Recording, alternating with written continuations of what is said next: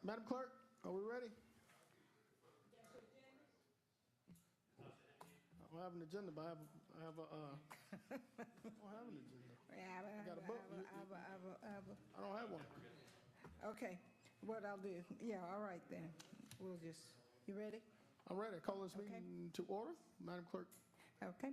Item number 1 is a presentation of the second quarter ending June 30th with July update investment reports for the 1945-49 pension plans. Thank you, Madam Clerk. Welcome, Madam. How are you today? I'm well. How are you? I am good. Thank you for being here. Thanks for having me. All right. So everyone should have a copy of the report. This is not, seems too loud. We're going to talk about the markets overall, and then we'll give an update through June, or through July 31st. It feels like it's been forever since it was the end of June, but it hasn't been that long ago. In the markets, after a brief pullback in the quarter, the stock market actually continued its really strong but very narrowly led rally, with the S&P 500 for the quarter ending up 4.3%, which you can see if you look on page 2 of your report. The gains were really primarily driven by just a few stocks, about 7, everyone's calling the Magnificent 7 in information technology, communication services, and the consumer discretionary area. Only 3 of the 11 sectors were actually beat the S&P 500 for the quarter. You can see that below. If you look, you can see the quarter, and 6 of the sectors were actually negative for the quarter. The performance across many of the U.S. sectors, and especially the more economically sensitive sectors, is kind of consistent with the late cycle economic conditions in our view, have been a little bit weak. The second quarter saw slowing trends in various economic data, including some of the consumer readings, which have been really resilient for this cycle that we've seen. We've talked about this before. I know you've heard me mention this, that the consumer really drives a lot of our economy. And what we've seen is we've seen a little bit of a slowdown in the growth in personal income over the May year-over-year time period. Actually has slowed a little bit. And so some of the growth that we're seeing in consumer spending has been slower, and that's really coming in when we think about the growth. It's coming from particularly the area of just the necessary items, and so people aren't spending for unnecessary things at this point.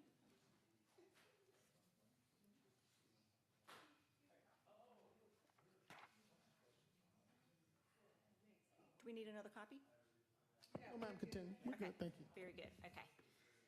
Move over to page 3. You can just give you a look at what happened with the international indices. You can see for the MSCI, the EFA, the developed market, for the quarter down 0.42%, and year-to-date up 5.34%.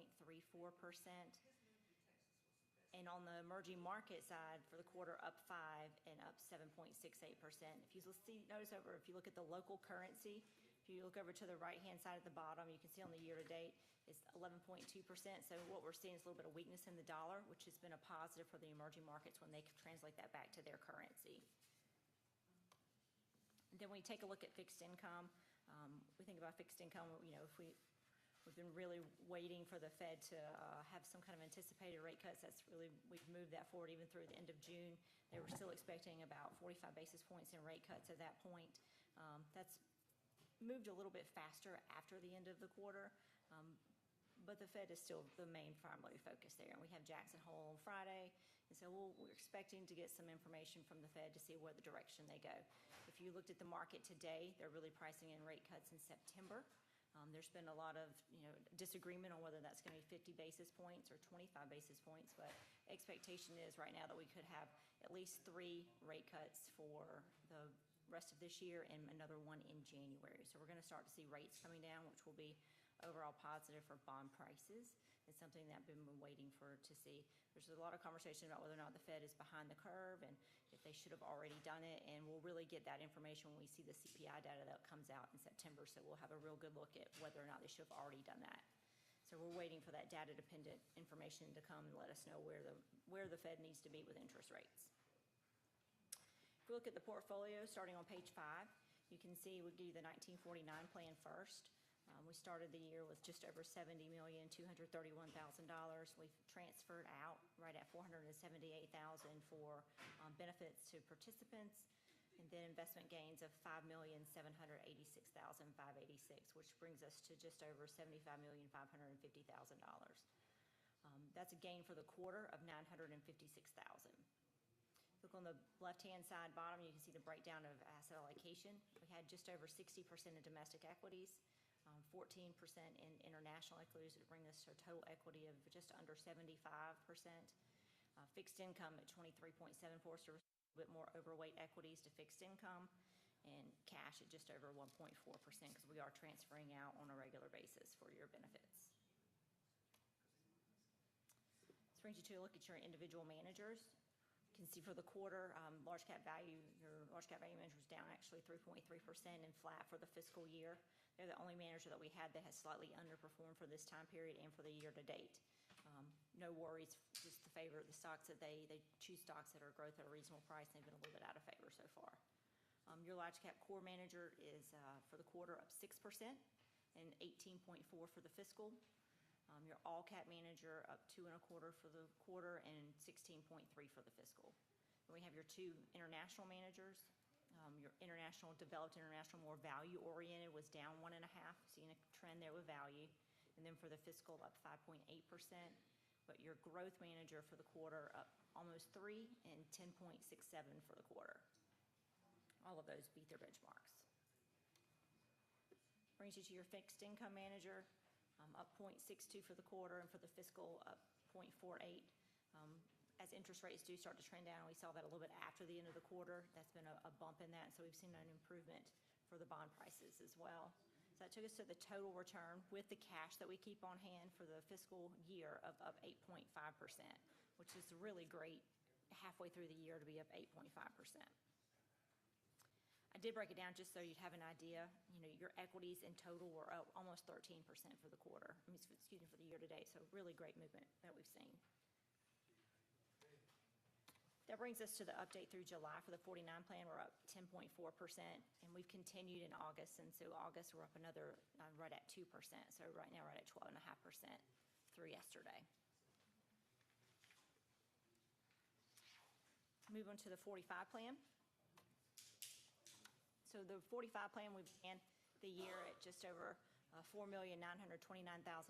We've had net contributions of $158,000, investment gain of $311,000, which brings us to right at $5.4 million in ending market value, with the quarter positive just over $62,000. If we look at the breakdown and allocation, obviously this is a small plan, so we don't have international exposure here, but we're right in line with where we need to be. Equity at 55%.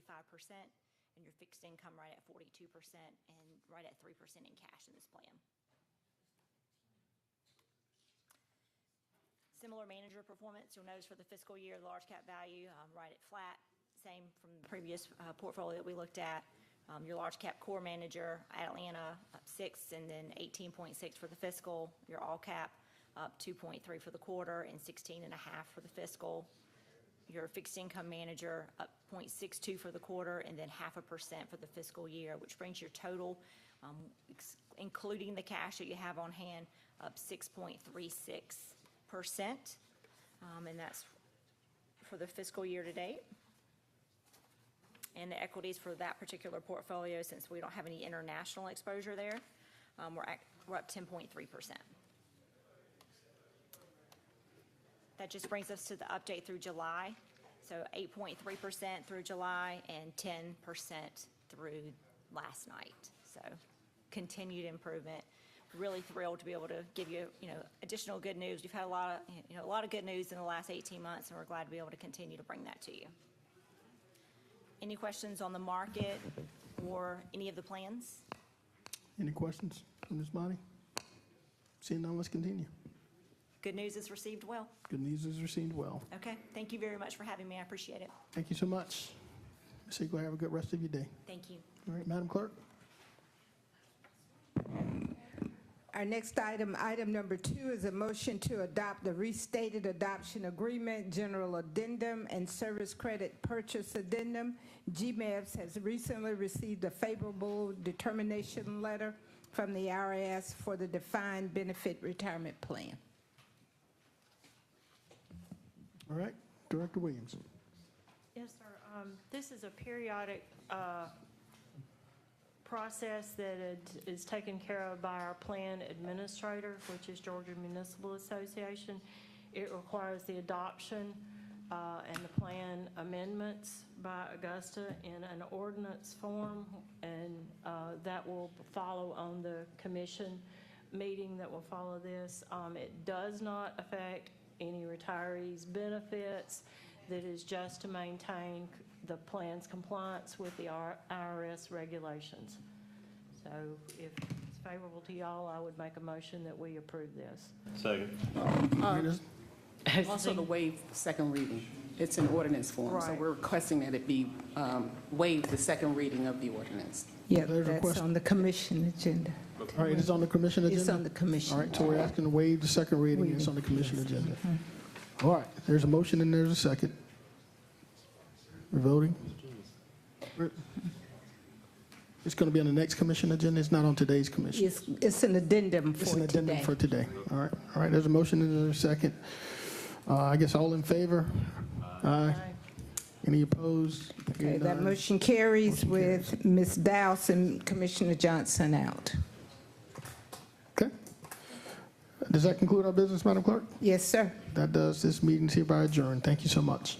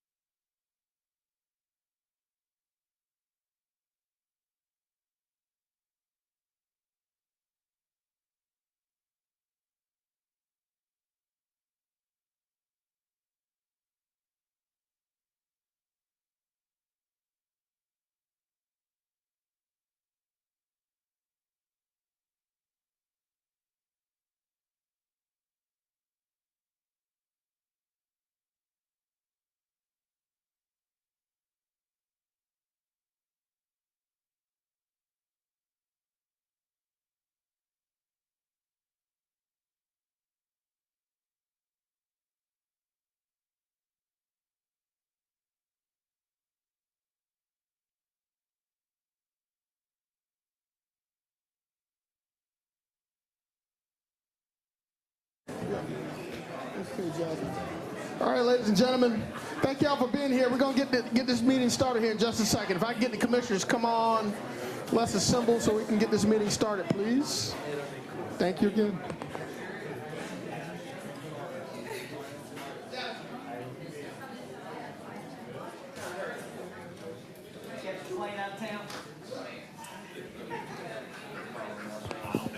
Testing, 1, 2. Testing, 1, 2. That needs to go a little louder, I think.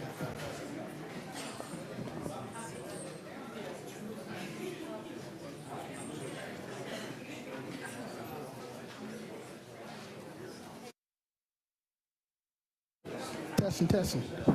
We good? Volume's okay? I can't tell out there. It's no good? Testing.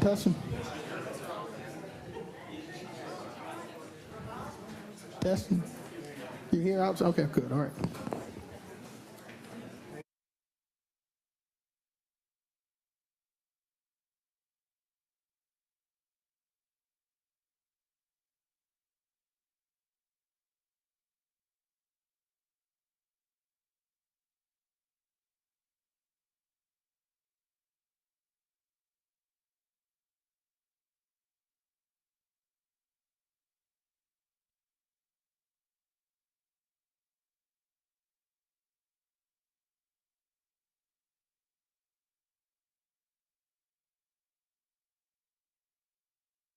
Check. Check.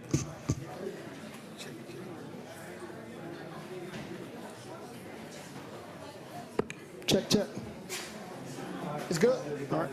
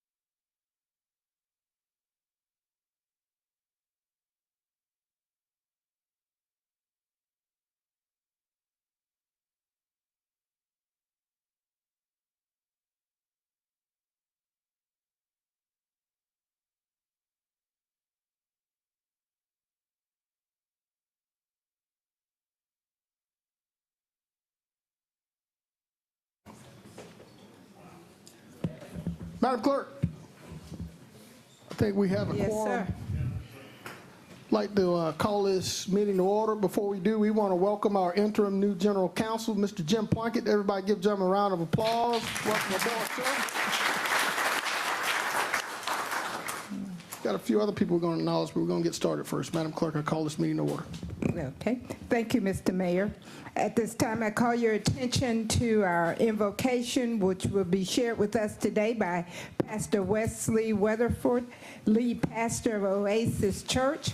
After which, we would like to ask our tax commissioner, Mr. Christopher Johnson, if he would please lead us in the Pledge of Allegiance. Would you please stand?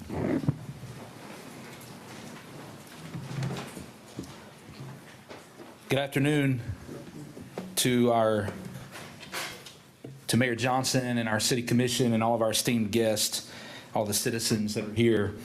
I would just say thank you. Thank you for your love of our city. Thank you for your service. And thank you for caring about the things that matter to our city. You know, the book of Psalms, the psalmist writes in Psalm 78 that he chose David, his servant, and he took him from the sheep pens. From tending the sheep, he brought him. The scripture says that David was handpicked for leadership. The scripture says that leadership and authority is set up by God. And it goes on and it says, he took him from the sheep pen to be the shepherd of his people, Jacob, of Israel, his inheritance. And David shepherded them with integrity of heart, and with skillful hands he led them. I was thinking about this on my drive over today, that really is the sweet spot of leadership. That if we, as whether we're elected leaders or appointed leaders or leaders of our home or leaders in our neighborhood or in our churches or in organizations across our city, that if we will lead with integrity of heart and with excellence, with integrity of heart and skillful hands, that we will find the same type of success that David found as he led. And that's my prayer for our commission today, for our mayor, and for all of those who serve our city, as well as our guests today. If you would, bow with me for a word of prayer. Father, we thank you for your goodness to us, your grace that has made every opportunity for us to be here today. God, we recognize there are people that either don't have the ability or don't have the opportunity, and God, we have both, and we honor you with both of those things. We honor you with the ability that you've given us, and we honor you with the opportunity that you've put before us. And Father, we would just ask that we would be good stewards of both of those things. The opportunities that you've entrusted to us and the ability that you've given us. God, we ask your blessing on this gathering, on this meeting. Lord, I would ask that you would give our leaders great wisdom. God, give them wisdom beyond their own wisdom. Give them insight beyond their own insight. God, even beyond their own ideas and beyond their own beliefs, Lord, I pray that you would speak unto them and speak into their hearts and into their minds and give them wisdom that comes into alignment with your heart. God, I pray that our hearts would break over the things that breaks your heart, that we would be passionate about the things that you're passionate about.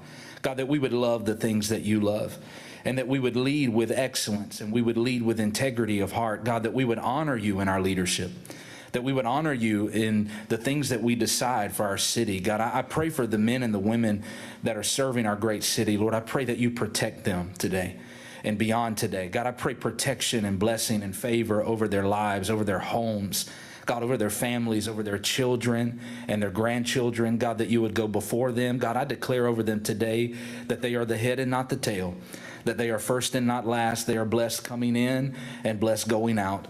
God, give them wisdom beyond their own. And God, I pray that you would bless this time together. Lord, may it be productive for our city and for leading us forward into your will, the will that you have for us as individuals and for our great city. We ask this in Jesus' name. Amen. Amen.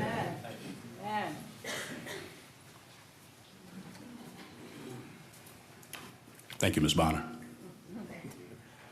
I pledge allegiance to the flag of the United States of America and to the republic for which it stands, one nation, under God, indivisible, with liberty and justice for all.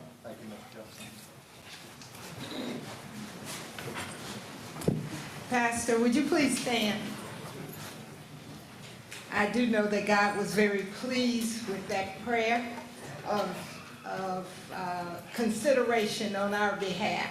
He always said that he loves to hear his word prayed back to him.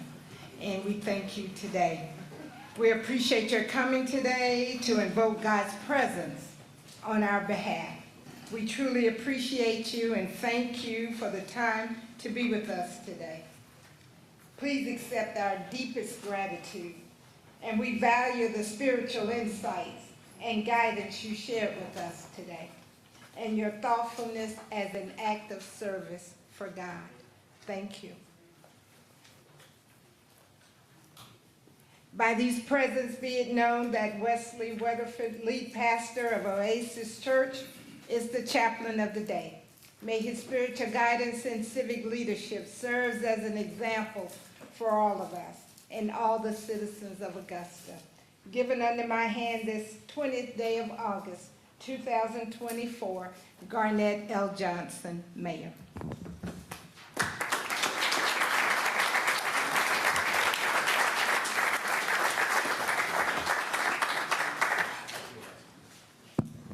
Pastor Weatherford, thank you so much for being here today. The prayer is much received and much needed. Thank you so much. Madam Clerk, let's continue. Yes, sir. Call your attention to the recognition portion of our agenda. The Augusta Commission would like to offer its congratulations to our 2024 July Years of Service 25 to 50-year recipients, which will be recognized by our HR Director, Ms. Anita Rookert. Good afternoon, Mayor Johnson, Commissioners, Interim Administrator, and citizens of Augusta. It gives us great joy in the HR Department to recognize our July Years of Service recipients. For the month of July 2024, we have 30 employees celebrating 5 to 50 years of service with Augusta. This afternoon, we'd like to recognize our 25 to 50 years of service recipients for the month of July. For the total years of service and institutional knowledge being celebrated today is 290 years. Wow. Yes, that's awesome.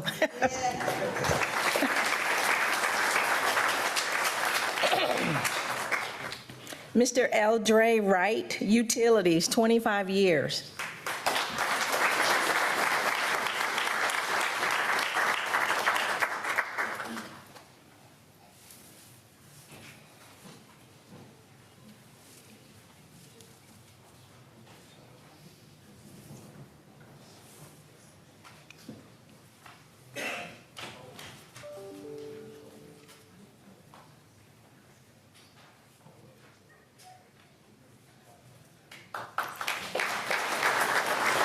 Kevin Joyner, Utilities, 25 years. Kevin Joyner.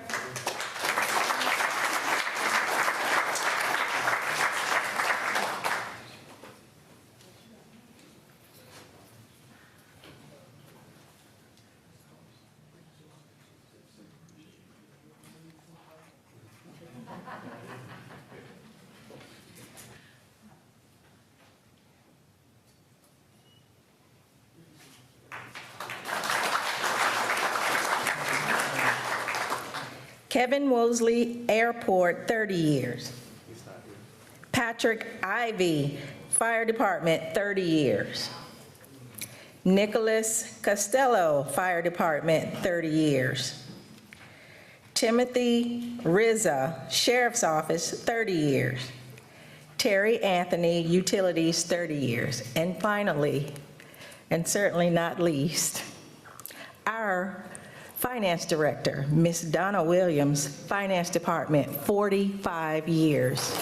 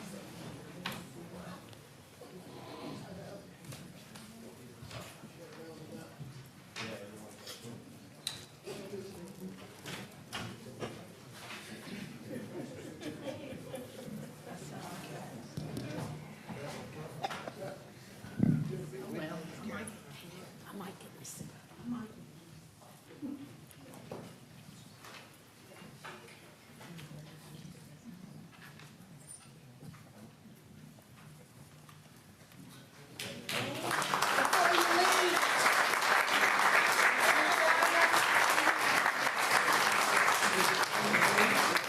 I'm gonna say some stuff here in a minute, so I just hope all the goodwill continues for a little while. This means a lot. Ms. Dowse asked me if it felt like yesterday. It doesn't really feel like yesterday. But I've spent a good portion of my life in service to the citizens of Augusta, Richmond County. I can't think of a better way to have spent it. Growing up, I always thought I wanted to be a veterinarian. I wanted to help animals. So I still kind of do that on the side. I'm not a vet, but I do provide some level of service to the citizens and always keep their interests in heart, no matter we can agree to disagree on financial recommendations. And that's for later today. But I want to mention a very fine gentleman that probably very few folks in this chamber can remember. His name was Al Slavens. He was the comptroller of Richmond County and hired me fresh out of college. Man, I didn't know one end of governmental accounting from the other. But he taught me, and he taught me well.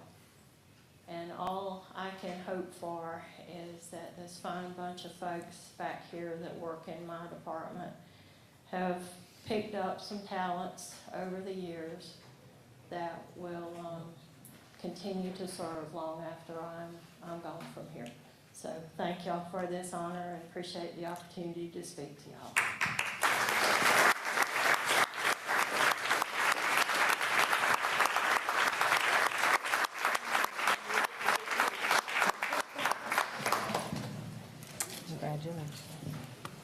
Congratulations again to all of our years of service recipients.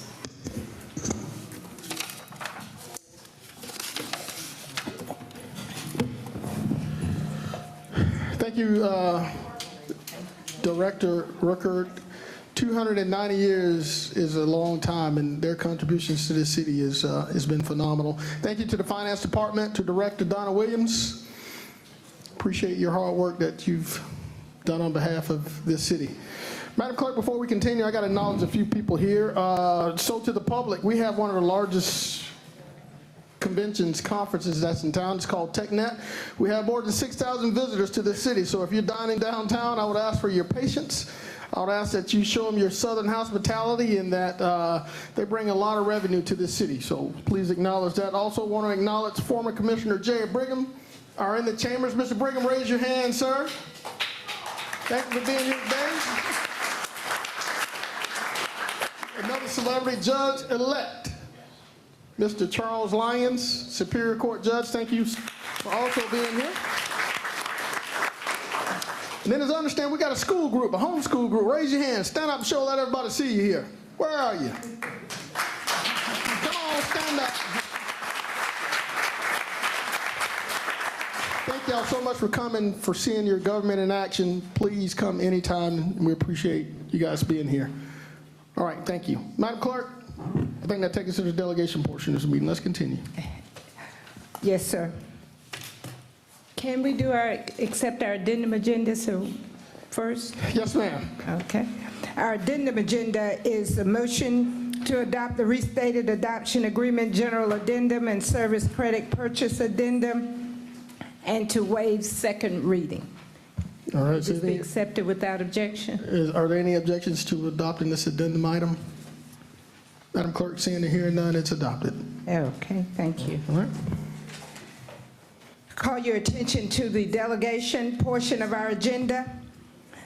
Item B, Mr. Ramon Bowick, regarding salaries and funding for the Assistant Public Defenders and Client Services Advocates. Mr. Bowick?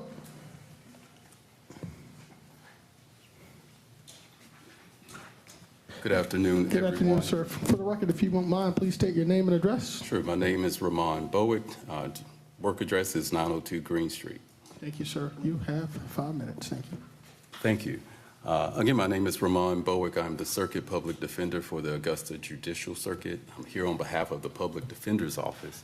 I do want to at least mention why I am here. Earlier this summer, July 2024, there was a meeting about the overcrowding issues at the jail. During that meeting, some of the issues with the Public Defender's Office came up, our staffing issues, salary issues. Some of the commissioners were there and they expressed that they did not know about these issues. So I wanted to come to the General Commission meeting to make sure that everyone is aware of the issues that we are facing. If there are any questions about it, I do want to be a voice that can answer those questions for you. But we are the Public Defender's Office. We were established in 2003 by statute, but we are guaranteed and required by the Constitution of the United States and the Constitution of Georgia. We represent at any given moment about 6,000 people in this circuit. We represent people in state court. We represent people in superior court, juvenile court, civil and magistrate court, and the accountability courts. Our role is to provide effective legal representation to people who are accused of crimes and people who cannot afford an attorney. And right now we are facing a critical issue because we are doing our best to meet our requirement of providing effective representation, but we cannot do that without attorneys. We just cannot do that. And right now we are experiencing a critical shortage of attorneys. Since the circuit split in 2021, we have lost, or 26 attorneys have left our office. That is in a 3-year time period. Since July of this year, in the past month and a half, 4 attorneys have left our office. We are trying to represent the people here and do it effectively and do it in a way that values and respects the people of this community and values and respects the time and commitment of our employees. In addition to the 6,000 people that we represent at any given time, did a rough estimate this morning, we represent about 80 to 90% of the people who are currently housed at the Richmond County Jail. We're doing our best to kind of work through those issues and get as many people out as we can. I say all that to say is that the Public Defender's Office is very crucial and necessary as a part of this legal system. But again, I will be very direct. We are facing a critical shortage of attorneys. Right now we have about 19 attorneys in our office. At the height of our employment population, we had about 31. So we are trying our best, again, to represent people without being ineffective.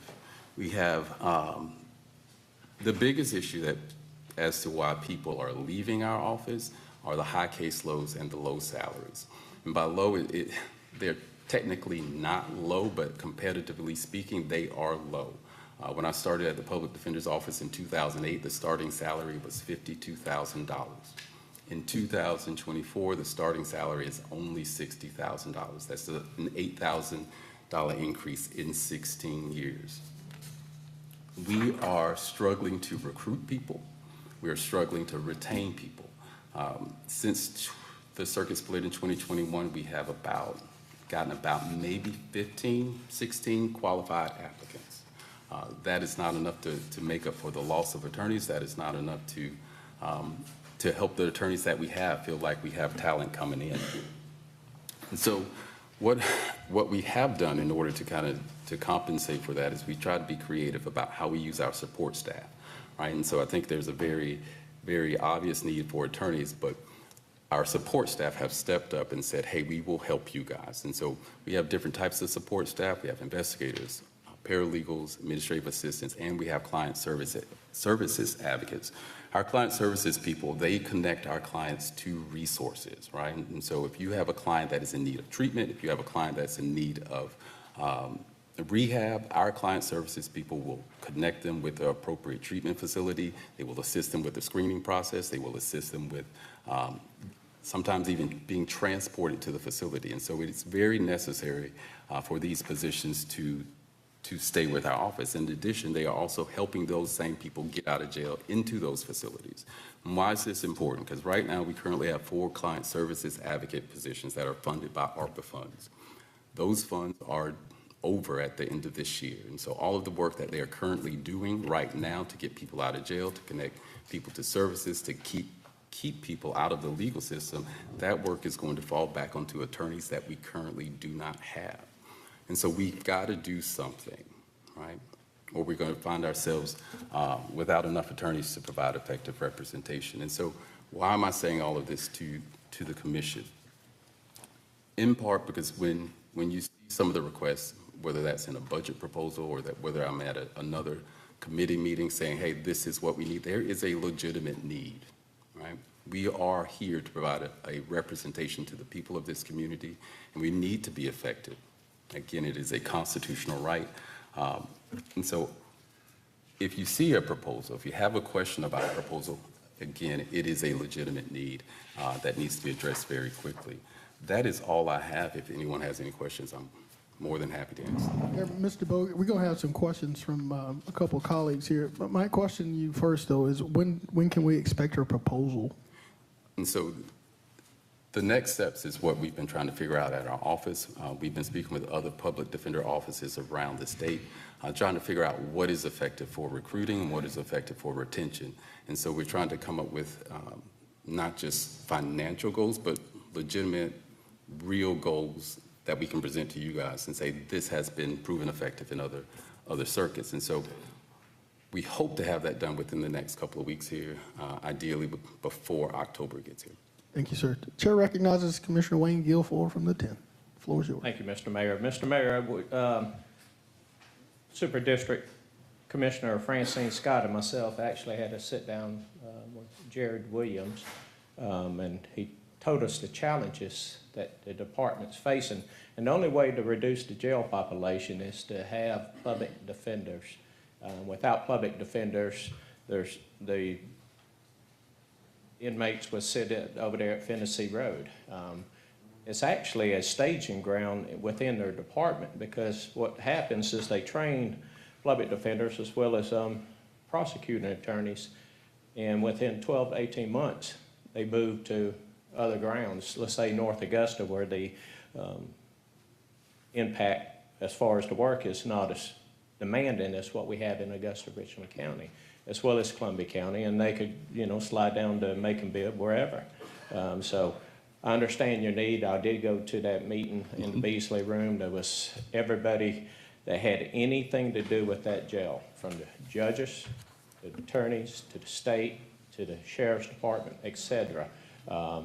And it almost got to the end of the meeting when the solution came out was we need more public defenders. The DA's office needs more help in order, that's where the bottleneck happens. So if colleagues ever get an opportunity to sit down and talk with the DA or Mr. Bowick himself, they'll sit there and explain the challenges that this one department's facing. But it's the only department that would alleviate the build up at the jailhouse.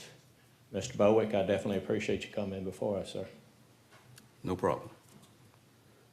Yes, share that sentiment. Mr. Bowick, thank you for being here. Look forward to seeing that proposal. Thank you all. Thank you so much. All right, Madam Clerk. Okay. Delegation C has requested that they be deleted from today's agenda. Delegation D, Mr. Al.M. Gray, relative to Patrick Hendry's Augusta warning. Thank you so much. Mr. Al Gray, please come down.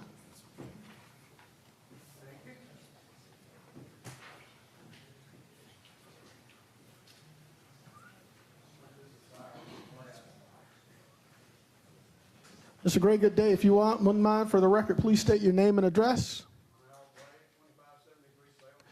If you don't do me a favor, let's test that mic one time. Make sure that mic is not working. Let's come to the other side. All right, I'll do the other side. Oh, there. We're good now. Oops. New mics. Is it going to make this noise? I think he's gonna tune the volume down. He's tuning it down right now as we speak. All right. Mr. Gray, the floor is yours. You have 5 minutes, sir. Okay. Mayor Johnson and Commissioners, thank you for the opportunity to speak today. Patrick Henry was a famous patriot who said, "The liberties of the people never were, nor ever shall be secure when the transaction of their rulers can be concealed from them." Your ruler looks like the man in Exhibit 1.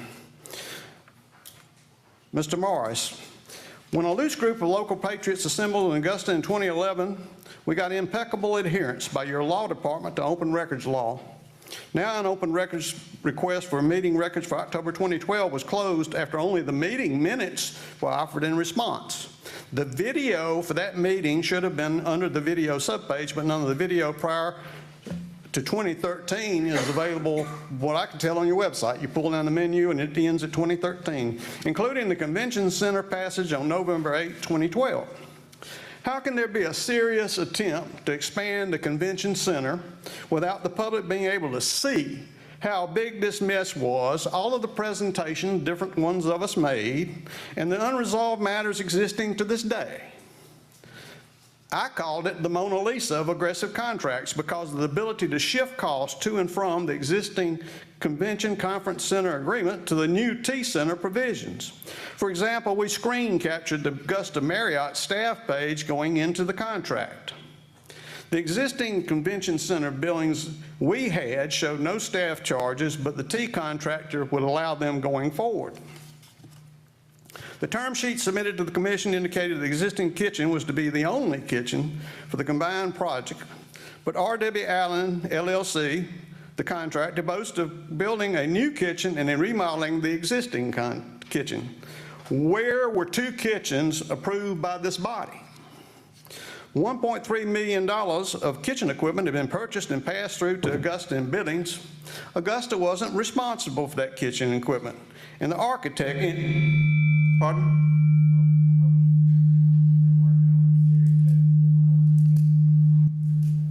Oops. Ladies and gentlemen, I apologize in that we have a new sound system, and the vendor is actually on site trying to tune it. The vendor is on site trying to tune it, so I apologize. All right. Is it working now? It's working. $1.3 million of kitchen equipment had been purchased and passed through to Augusta in billings. Augusta was not responsible for kitchen equipment, and the architect indicated that he'd not approved the purchase, which is the normal procedure. You got that money back, I think, thanks to us. Activist Laurie Davis sought engineering documents that would show how much more equipment might have been erroneously billed to Augusta, but only got a blank compact disc back.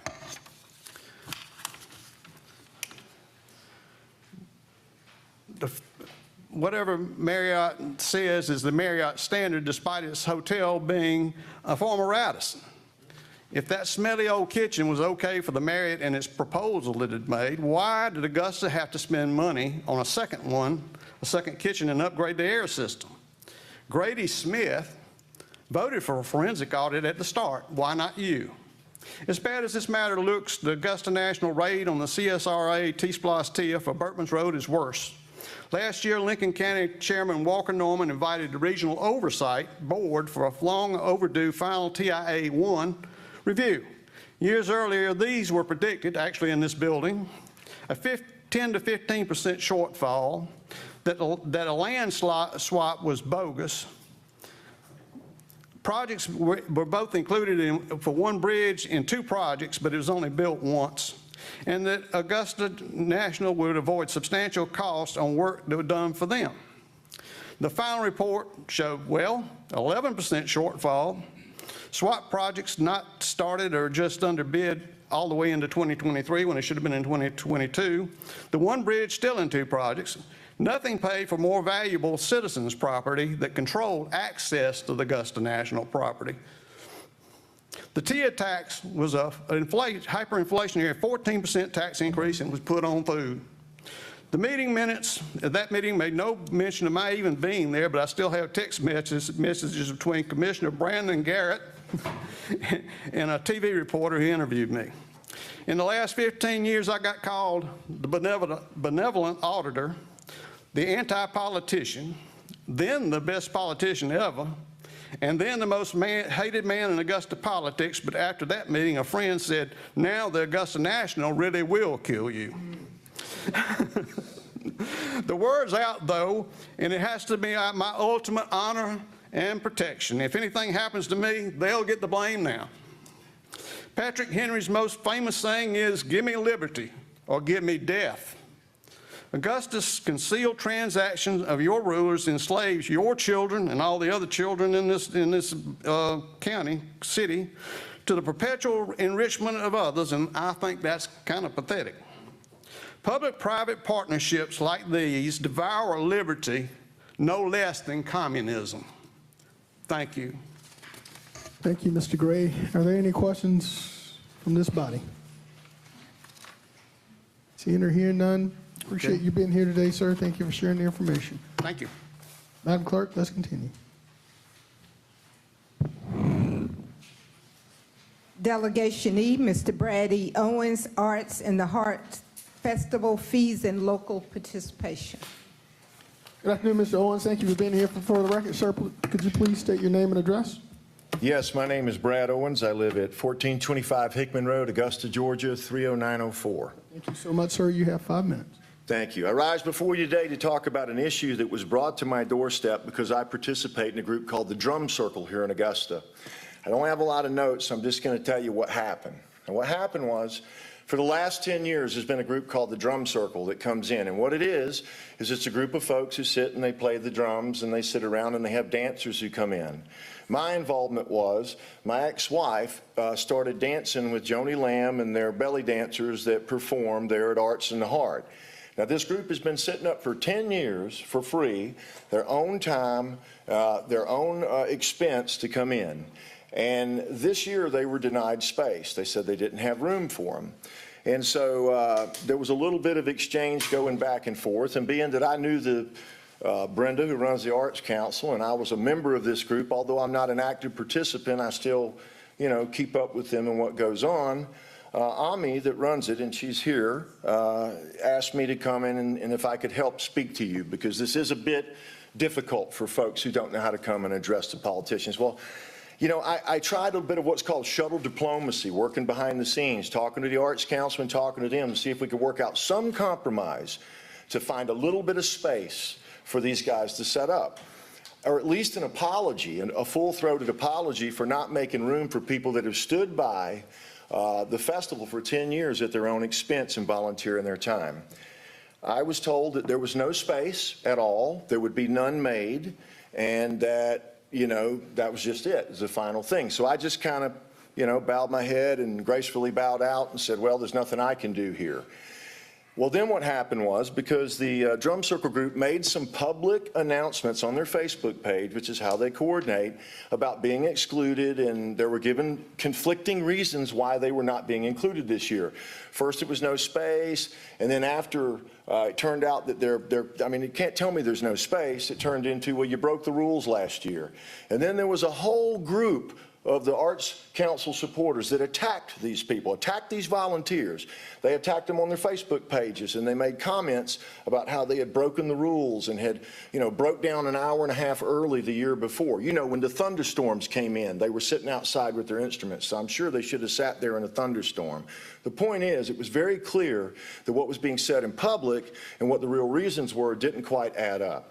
So once I saw them attacking people that I know to be good people, people of good moral character, people that I know volunteer their time in the community and take care of people and do it at their own expense. When I saw them getting attacked and having their integrity attacked and having their character besmirched, I decided to step back in, because if anything, I got a big mouth, okay?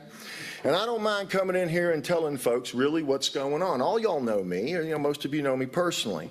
So I started to look at it, and I'm a working man. I'm a blue-collar guy. I earn my living. It's been difficult the last 4 years for me to put bread on the table, pay my bills with dignity and respect. And so I looked at the fees. I can't take my family. It's cheaper for me to take my family to Myrtle Beach for the weekend than it is to go to Arts in the Heart. And I don't know how that happened, because the last time I checked, those are public streets that are blocked, they set up on, that I pay for with my hard-earned taxes. Those are my sidewalks out there that we all pay for. And as far as I'm concerned, I looked in the region, and nobody else charges to get in the festival if it's supported. And it's definitely supported. We were told that the county doesn't give them that much support. And I said, well, I kind of count everything, including in-kind contributions, just not direct contributions. And so as I started digging into it, they started attacking me personally, bringing up my politics and trying to besmirch my character, because I had the audacity to say that a working man can't afford to go down to a festival that his taxes pay for. Because I had the audacity to be humiliated in public and say that I can't earn enough money now to take my family down for the 3 days and feed them and buy a piece of art. And so that's what I say. So you know what I was told? I was told, why don't you save a little money through the year? That was really insulting because we're suffering between COVID and inflation and job loss and everything that's going on. You're going to tell me I should save money to get into a festival that should be free for me to go to. Let me tell you what else they charge. If you're a vendor or you want to be a sponsor, they call it, however they call it. 1 minute. You have to submit a fee, a $30 fee, and if they don't choose you, you don't get your money back. They charge you to rent the tables. They charge you to rent the tents. They charge you to rent the chairs. They charge you to rent the electricity you get. I know for a fact that the counselor here has said that you can't give money to NGOs. It's considered a gratuity. We couldn't get it for the museums. We can't get it for the mini theater. But yet the Arts Council's an NGO. They're not the CVB. They're not a quasi-government partnership. So I would ask all of you, please do your fiduciary duty this year. Don't rubber stamp any money going to the Arts Council. Make them come in and open their books. Because I noticed that the director got a $10,000 a year raise between 2021 and now. She's like $72,000 a year. That's more money than I make, and I'm told I should save my money to go to an event that we pay for. And the Drum Circle are good people. They didn't deserve the public besmirching they got, and so I stand with them. And in closing, I'd like to say to each of you, please, working folks can't pay. They claim 100,000 people come down here and go to this. And if it's $15 pre and it's 20 at the gate, that's $1.5 million to $2 million. So either the number of people showing up is not correct, or their reporting on their 990 tax forms is not correct of what they take in. So I'm asking you all, please do your fiduciary duty, look into this organization, and find out if what's happening here is fair to the taxpayer. Because I know the mean income in this county is $50,000, and that's including all the lawyers and big shots that work out at the nuclear plants. Working folks like me make less than $36,000 a year. So please, take a look at their funding they get and make them come in here and open their books, because they told us it's none of our business, even though they take our money. Mr. Owens, thank you for being here, sir. Is the organization that you recall, are they here with you today? Yes, Mr. Mayor. Could you get them to stand? They're right here. Could y'all That's the stand up, director. please? Stand up so we can recognize you. We're just a few of the, 700 members? 700 members of, what's the name of the group you mentioned? It's the Drum Circle Augusta. Okay, all right, Drum Circle. Thank you for coming to finish this one. All right, thank you so much. All right, thank you guys for standing. Thank you, all right, thank you. Thank you, madam. Chair recognizes Commissioner from the 10th, Commissioner Wayne Guilfoyle. Brad, thank you for coming before us. Thank the drum line as well. Have you been before the Arts Board? Have I been to it? Yes. I used to go almost every year. I Yes, mean, sir. have you brought this to their attention?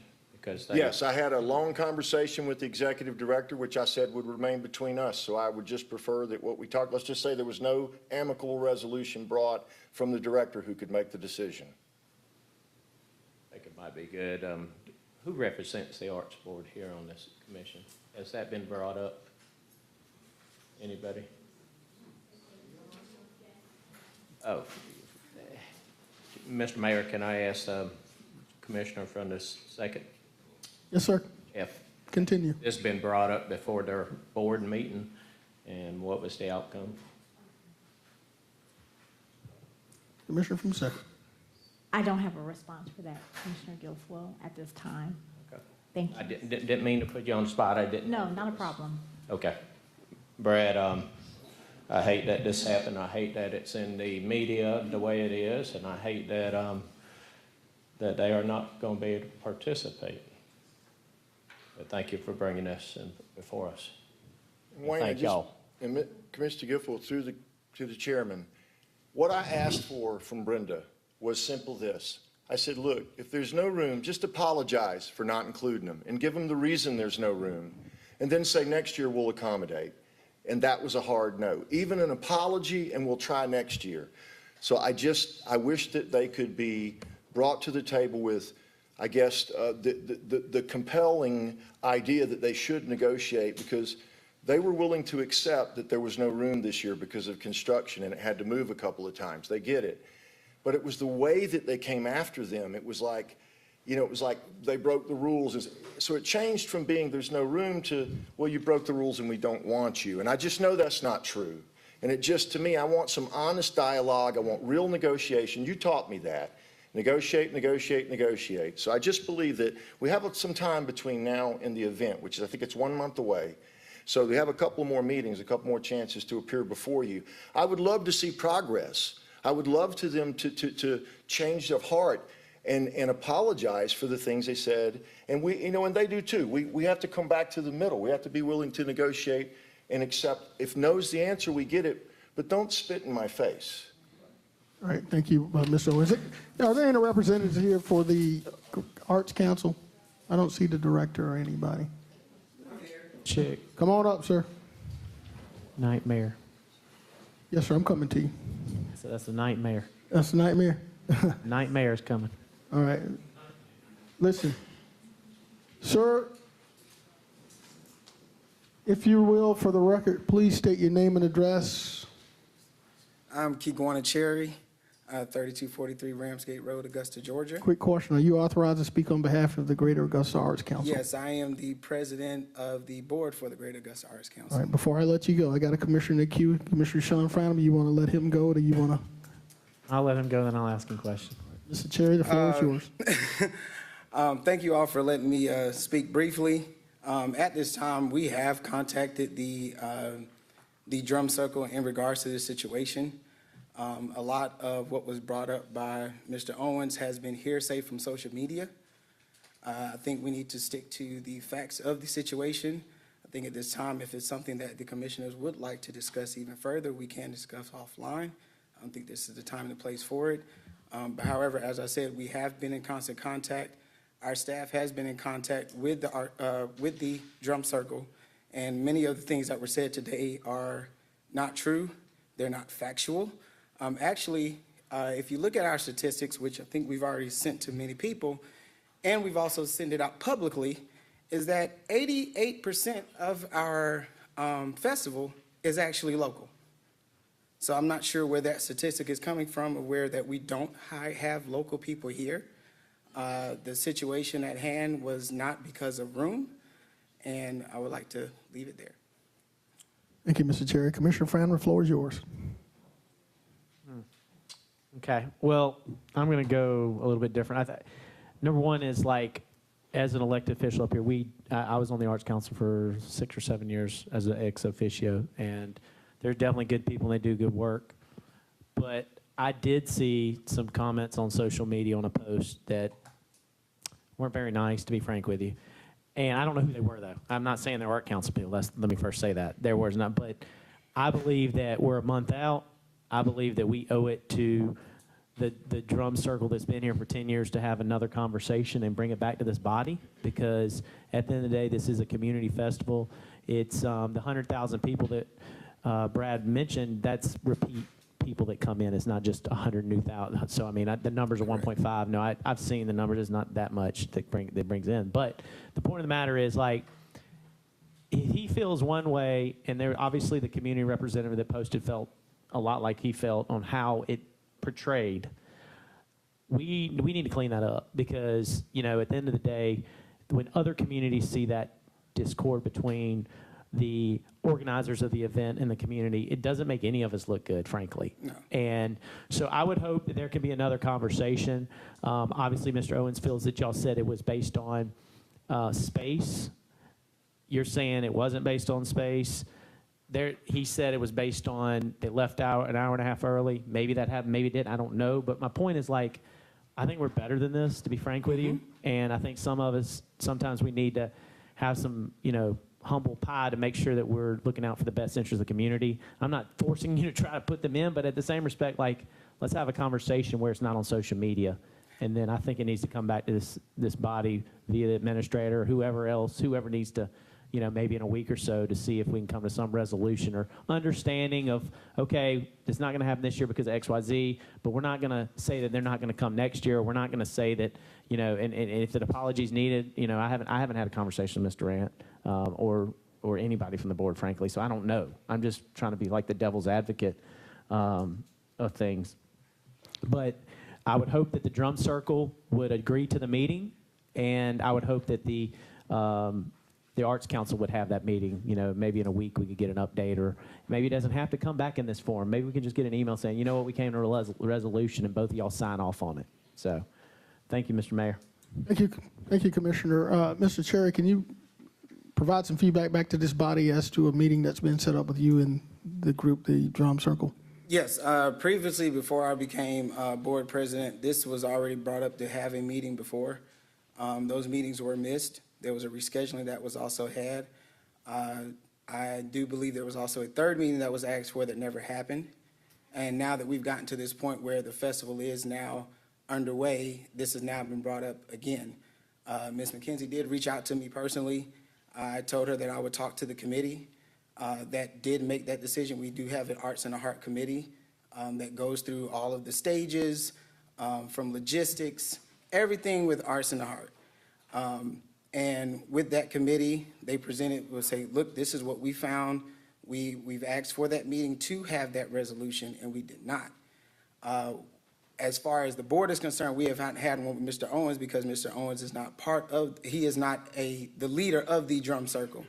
We did talk with Ms. McKenzie, however, in that regard, but we have not had a fourth meeting to be asked for.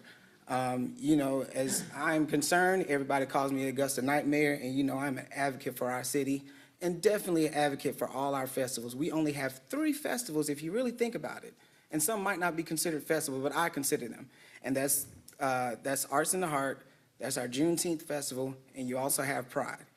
You know, those put heads in beds. We don't want to deny anybody, and if anybody is an advocate for people in this city, it's me, and I will speak on that and stand on that all the time.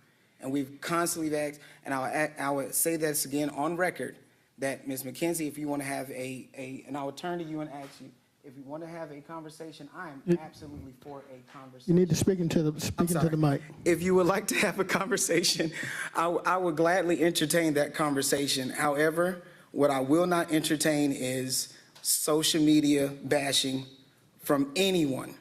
I have told even persons that know me, people that know people on our staff, because people have been attacked very much so personally. And I don't think this right here in this chamber is the place for social media bashing whatsoever. But the fact of the matter is that we're always for the community. We always have local artists here. Again, I said we have 88% of our local artists here. And if you look at regionally, when you're looking at festivals, if you understand festivals, our festival is $15 for 3 days. You can come in for 3 days for $15. I promise you, if you go look at the statistics of other cities, such as Savannah, Atlanta, Columbia, their starting is nowhere near $15. Their starting is at least $50 or higher to get into their festivals, and you still have to pay for food, and you still have to pay for any goods that you get in there. So our goal as far as the Arts Council is concerned is to make this to where everybody is welcome to the festival. Thank you so much. Ms. McKenzie? I would love to. Well, come on up. You got a few minutes, but you got to pledge that you're going to have a meeting with this group, because obviously there's a line of dialogue that they're trying to meet with you. We just want to make sure that happens, okay? Just a couple of minutes. All right. For the record, I need you to state your name and address, and you're going to have about a minute. We need to make sure we get... Yes, sir. My name is Ami Goodbear McKenzie. I'm fourth generation Cherokee. I'm sorry that Your address? 1354 Hepzibah McBean Road, but I've been a resident of Augusta for over 20 years. All right. I'm in the country now. Okay. I started this group 10 years ago. We're an inclusive group, and we play events all across the CSRA for free. We're down there every first Friday. We do Arts in the Heart. We do Earth Day at Finnessy Swamp. We do veterans events. Just anywhere we were asked. We do a lot of children's events because that's why I do it, for the children. We don't ask for a cent. Every drum we have comes out of my own pocket. I buy them at Goodwill, thrift stores. Some people donate. When I put my application in this year, it was refused. And it was refused saying that we had broke 3 rules. I was floored. Those 3 rules were that We were late on Friday. We normally never play Fridays because we work. We're working people. But we did play last Friday, or last year on Friday. And we were there on time, well before the festival started. It was said we left early on Saturday. We were there Saturday until the police told us to load up and go. Me and some members also have a small band, Cornbread and the Muffins. We played the stage. We were there all night long. They said we didn't show up at all on Sunday. No, we were there on Sunday. I personally was not because I had a double knee replacement that following October. I just couldn't move. But 2 of our members did set up. It wasn't our full regalia, but they set up, they taught drums, and they danced and showed the children how to dance. They did leave out 1.5 hours. Weather was really bad last year. So I answered all of these accusations. I was floored. They said, well, you have to come in and have a meeting. I said, sure, no problem. I could not make that meeting. I teach special eds adults. I have to work. I had no PTO time because of my knee surgeries. I asked, could this be a Zoom meeting or a phone call? No, it could not. So they're right, I didn't miss 1 meeting. The second meeting was not until I received a message from Denise Tucker, who I'm not sure exactly what she does on the Arts Council, but I was told that she's trying to get us in, we're trying to get a meeting with you, but the plethora of comments from the public are going to stop that if they're not stopped. Let me tell you about these comments. I made a post on our social media when we were denied, when I knew that we were not going to be there, letting people know we will not be at Arts in the Heart this year. We support them wholeheartedly. That opened up a gateway for the public. It was not Drum Circle. In fact, Denise Tucker herself, I have it on my phone, said the comments and the people that were calling and bashing were not Drum Circle people. Drum Circle people are good people. We are good people. Ms. McKenzie? Yes, sir. There's been an offer for a meeting with the Arts Council. We're going to ask that meeting be coordinated. Can we get that done? That would be awesome. That'd be All great. right. Yeah. Mr. Owens, can you make sure that meeting's coordinated for all parties? I had to take off work today. Like I said, I'm a special needs adult teacher. I had to take off today, but if it could be after 4 o'clock one day, that would be great. Okay. Me and some of my members. Mr. Chair, can you make that happen? Yes, sir. All right, thank you. Any other colleagues in the queue regarding this matter? Because these folks need to get to work. We have an Arts in the Hearts Festival coming up in less than a month. And we totally support it. All right, We've never all right, called for okay. a boycott. All right. All right. Seeing no other colleagues in the queue, we expect to hear some feedback and get this resolved, okay? All right, thank you guys so much for being here. Thank you for hearing. All right. All right, Madam Clerk, one more delegation. Our last delegation F, Ms. Tarika Holland, on behalf of Renee Gordon, Manuscripts, Music, and Main Stage LLC, request for funding. Good day, Ms. Holland. Thank you so much for being here. For the record, please state your name and address. Tarika Holland, 609 Seattle Drive, Augusta, Georgia, 30901. Thank you so much, madam. You have 5 minutes. Hi, I am here on behalf of Renee Gordon of Manuscript Music and Main Stage, and she is the producer as well as one of the writers of Our Love Story, which is a stage play that tells the love story of Isaac Jackson Jr. as well as Dorothy Jackson, who has been married for 75 years, and they are an Augusta native couple. So just a brief summary about Our Love Story. In 1940 was an unexpected flooding, placing 50 city blocks underwater. This catastrophic event was the catalyst behind Dorothy and Isaac Jackson Jr.'s love story, spanning over 75 years of marriage that ensured. So we are here just to request funding to put on our production, and this will be our second production of this story. It will be under new direction and have a new theme called Echoes of Love. And far as our budget, I do have our funding request sheets here with me, so if you guys would like a copy of that, I can hand those to you.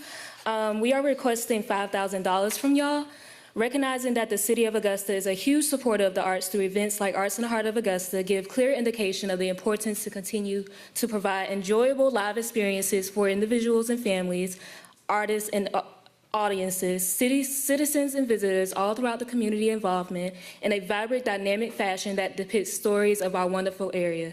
The City of Augusta's support is in sharing a piece of Augusta history and showing lasting long love through the decades for the now 94 and 95-year-old couple's marriage would be greatly appreciated and provide the needed funds to bring this beautiful story back to the community for this encore performance. So why come to the city for funding instead of, say, the Arts Council? So I know that the city supports the arts, and this place specifically is about a major part of Augusta history. I felt that the city would be interested in supporting the play. The Jacksons have received accolades from a former mayor on either their 65th or 66th anniversary for having such longevity in their marriage, and Mr. Jackson served the city for decades as the mailman of the area for over by 15th Street where he lived. Last year, during the debut of the production, the Jacksons were also honored with a day of their own, September 12th, which is the day that they got married. So who benefits from this production? Everybody does. Whether you are a lover of the arts, you're an artist yourself and you get to be a part of the production, or you need a healthy escape from your routine and from your everyday life, this production is for you. It is family friendly, and there's truly something for everybody.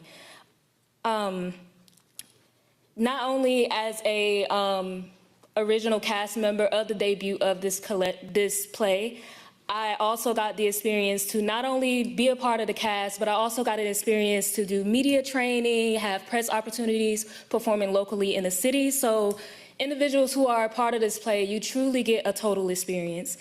Lastly, the Jacksons were very passionate about being of service and giving back. Mrs. Jackson was the matriarch of Chapter 119, Queen Esther, and a member of the Herons of Jericho. And Mr. Jackson was a member of the Abraham Lodge and became the junior warden there and patron to the Queen Esther chapter. For 50 years, the Jacksons were a part of the nonprofit Masonic organizations that helped others. Last year, during the debut of this stage production, we channeled that spirit and did blessing blasts for the less fortunate around the city, including food and hygiene items. How are the funds being used? I'm going to refer to our budget. These will help with things such as applying for the venue, getting a director, publicist. I am actually the co-director of this production last year, so I was a cast member during the debut, and now I'm co-directing with Ms. Renee Gordon. This will also help with costumes and, most importantly, an actor's stipend, so people who are a part of the production get to get paid as well. Confirmations of support. So last year, some of our sponsors were Jesse Norman, Kiara Iman Productions. She was actually... 1 minute. Yes. 1 minute. Oh, thank you. Renee Gordon writes books, etc. We got several PR opportunities, such as last year, President Biden sent the Jacksons a letter congratulating them on the 75th anniversary. We got the front page of the Augusta Chronicle, News Channel 6, The Morning Mix, etc.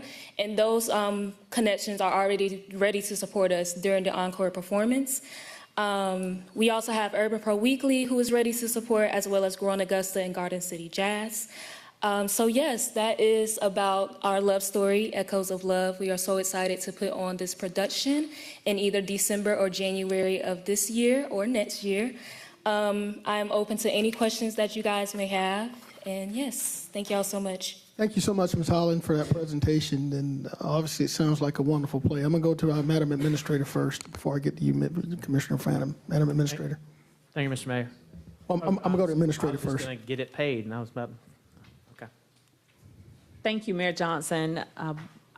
I would like to direct Ms. Holland to speak with Mr. Benish Brown of our, not CVB, Destination Augusta. Mr. Benish Brown, raise your hand, sir. Who operates our City of Augusta Let me connect him to you. He's on the first row over here. Okay. And so if she would meet with him after she's done speaking, then he'll be more than happy to assist her because we do have a balance left in that account. All right, that's good to know. Thank you so much. Commissioner Sean Phantom, the floor is yours, sir.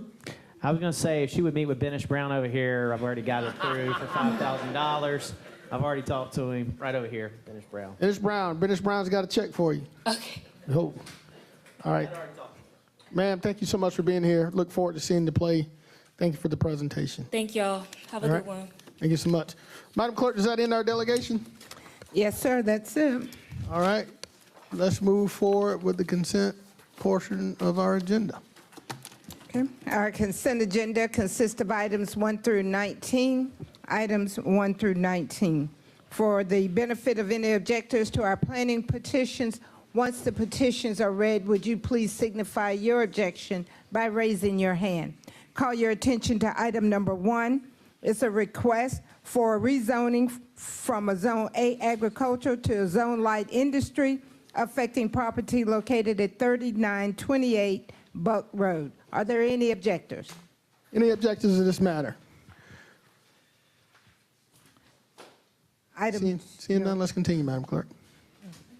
Item 2 is a request for a rezoning from a Zone B1 neighborhood business and a B2 general business to a Zone B2 general business affecting property located at 1369 15th Street.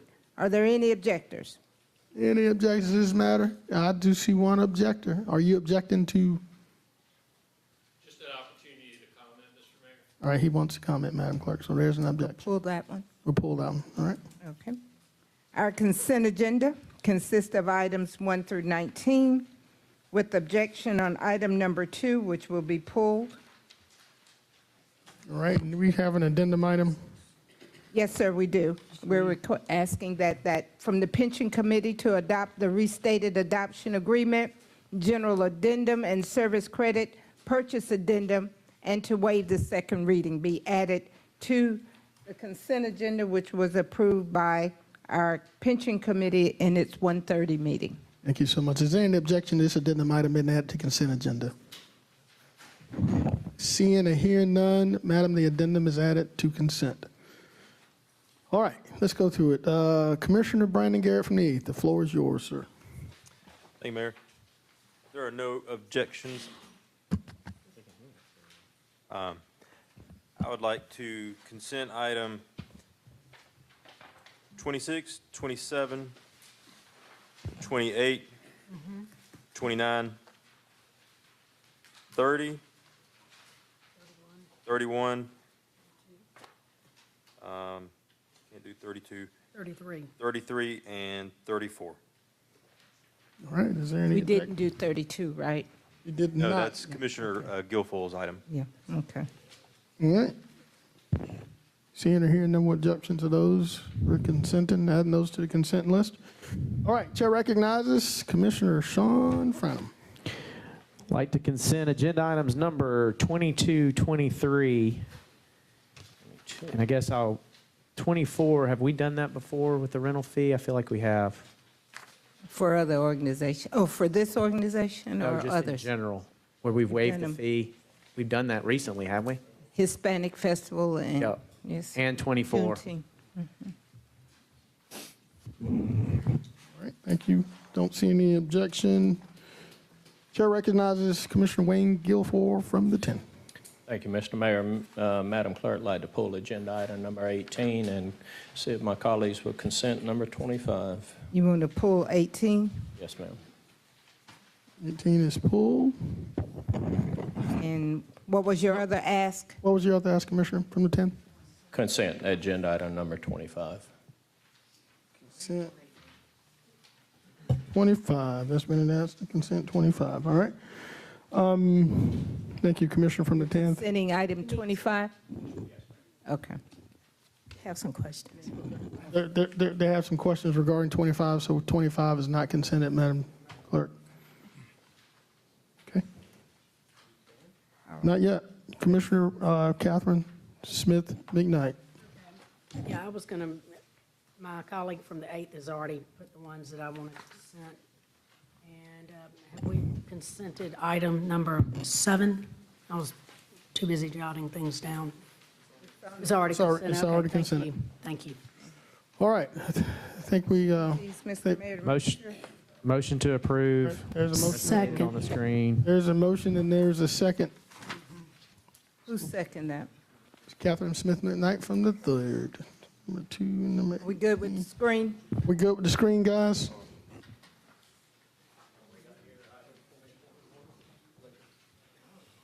We good with the screen? We're good with the screen?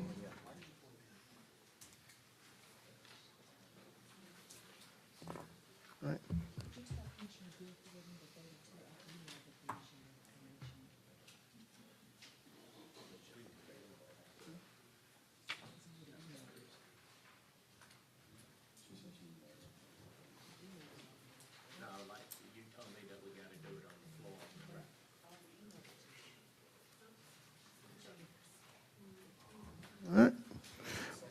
There's a motion and there's a second. Seeing no other colleagues in queue for any reconsideration, let's vote, Madam Clerk.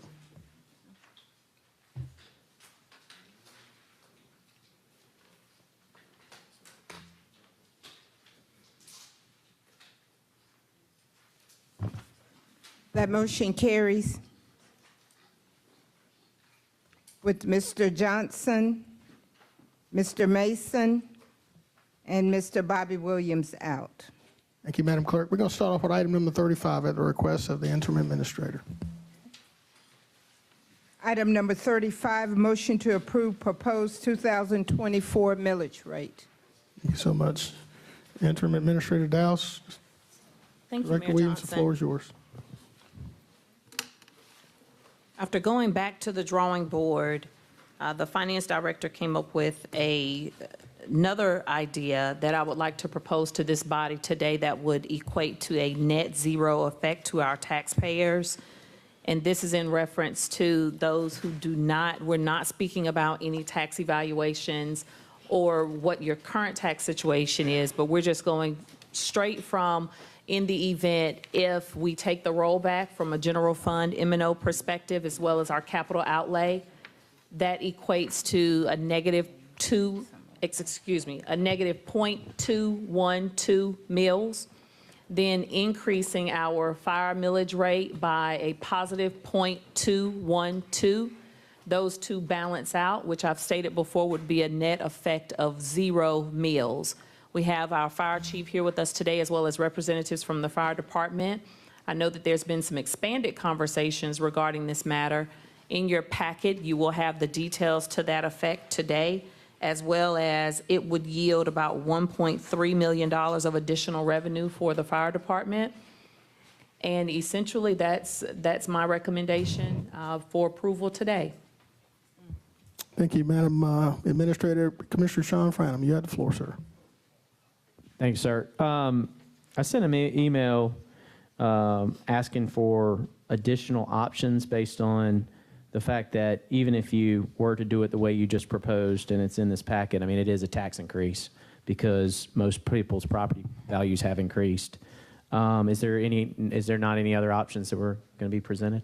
Sir, as you've requested, yes, we do have several other options, which would have to be combined because even as you know, the $1.3 million that this proposal would allow Augusta to receive would still not be enough from what the fire chief has requested for FY24. A combination of those funds would be one, of course, ARP. There is a available balance that would have to be decided upon for FY24. As well as we've sourced some funding within the fire department's current budget, also to include additional funds from the sale of real estate that has already been discussed. While we do not have what those exact funds would be at this moment, we do know that there is a strong chance that we would be able to net some dollars from the sale of those resources. Also to include the fire chief would also like to speak to any additional cuts that could be made in some areas that he would not be able to cut. But all in all, we would be able to source additional funds, but not to the tune of the entire $5 million that he has requested for FY24. Okay, so are we standing on, we're going to vote this up or down, and then if we're either going to vote for a full rollback or we're going to vote for what you just proposed? Is that where we are, and we're not going to worry about giving the line items in a sense to make up that difference? Is that where we're at? So today's vote is, the vote that we are seeking today is for a millage rate. And depending upon what that vote would be would determine how we would need to move forward in the days to come to be able to source the needs for his capital purchases. Okay, I make a motion for a full rollback. All right, there's a motion and a second for a full rollback. And a second. Commissioner McKnight, you still in the queue. Do you need to add anything further? All right, there's been a motion. Commissioner Brandon Garrett. Thank you, Mayor. I'm not sure if this question is for the administrator or the fire chief. If we take the full rollback without any increase to fire protection or for the fire equipment, which is your ask, What is the turnaround time on getting a new apparatus here? Well, I know the answer. All right, I think that question is probably addressed best to the Yeah, chief. So if you were to get this increase into the fire tax, how long will it take you to get a new fire truck here? So currently, right now, manufacturing times for new apparatus are around 30 months or more, 30 to 36 months. And we have to pay that up front, or do we pay it upon delivery? The option is, there's an option for both. There are savings that we can realize with different programs. There is an option for both. And have you looked at any sort of grants and other options for securing these vehicles? You know, Commissioner, we have been very busy in terms of grants because, you know, I believe that we have a fiduciary to be fiscally responsible for taxpayer dollars.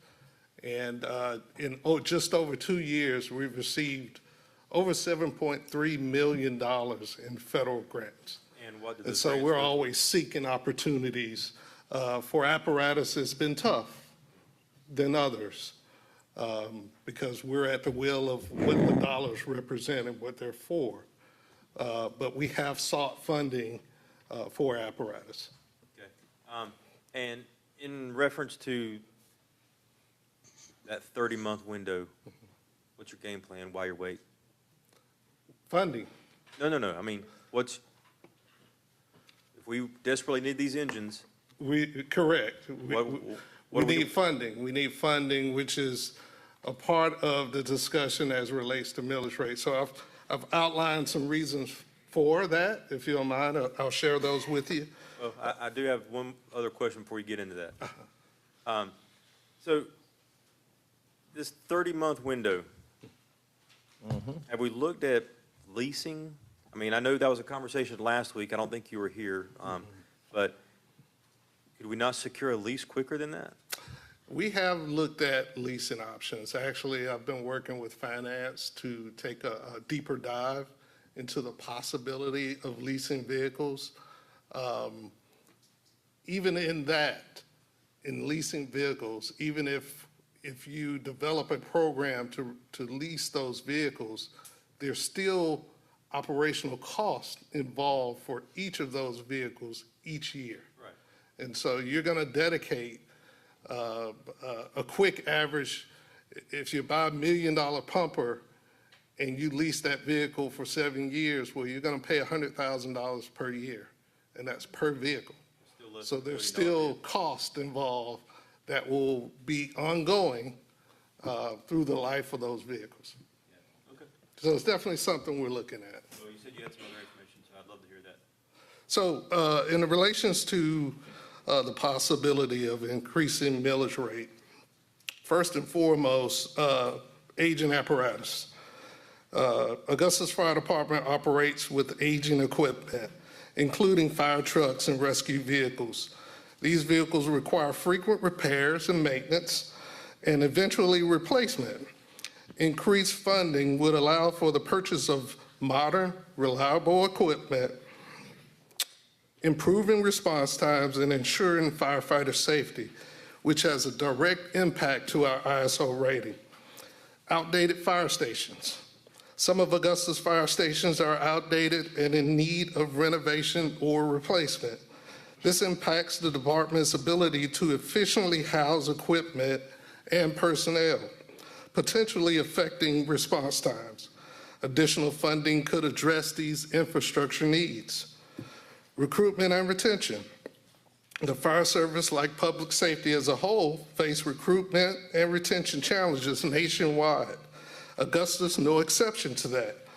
Increased funding could support competitive salaries and benefit packages, making the department more attractive to potential recruits and retaining experienced firefighters, the latter of which we have made tremendous strides in this year.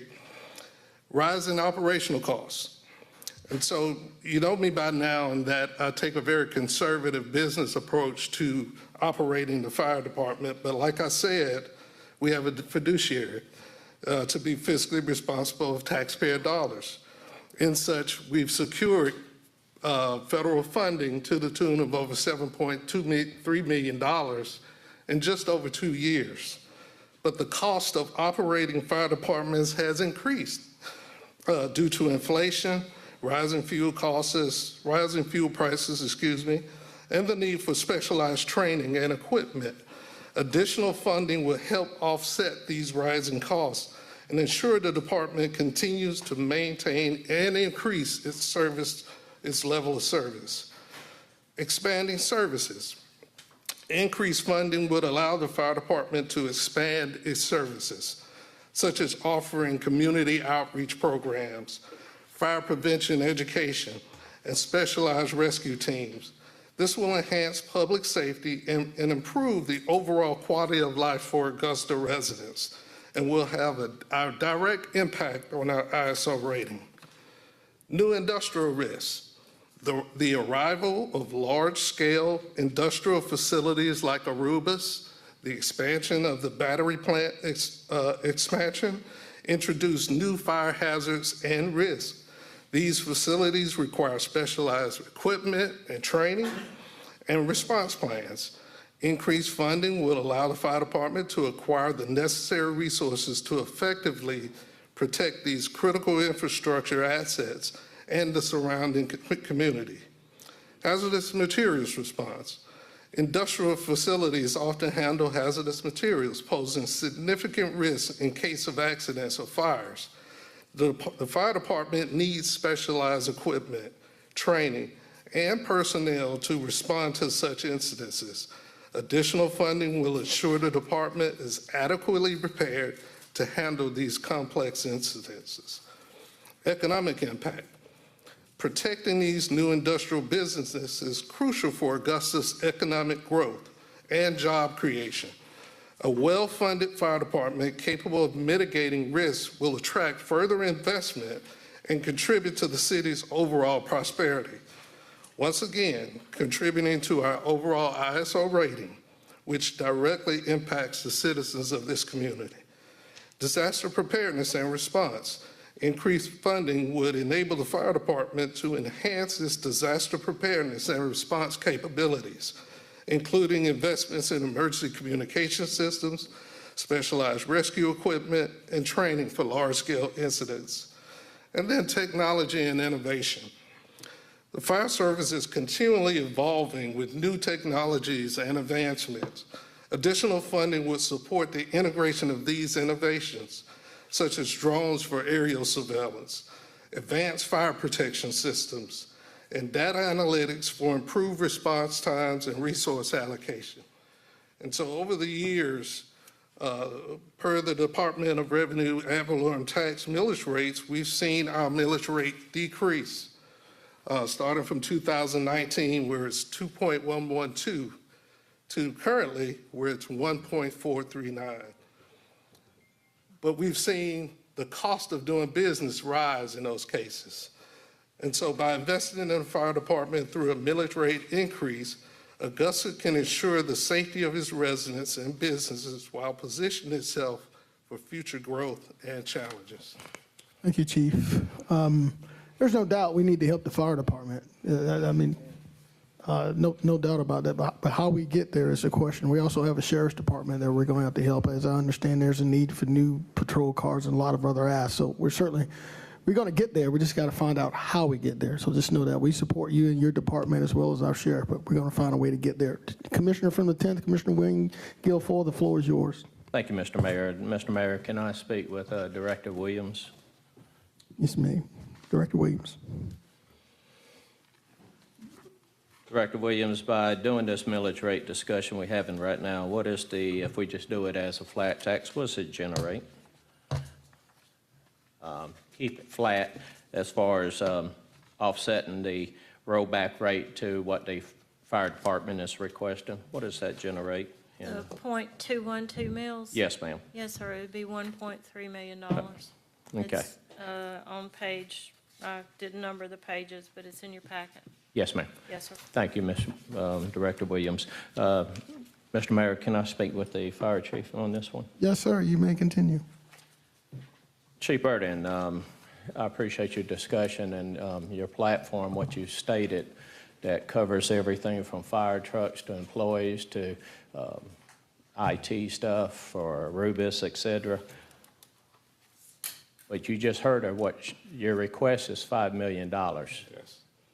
So in other words, you get 1.3 out of this package. Yes, sir. In our past purchases of fire trucks, that was the whole reason for this increase. Was that correct? Not Yes, with sir. all the other roofs?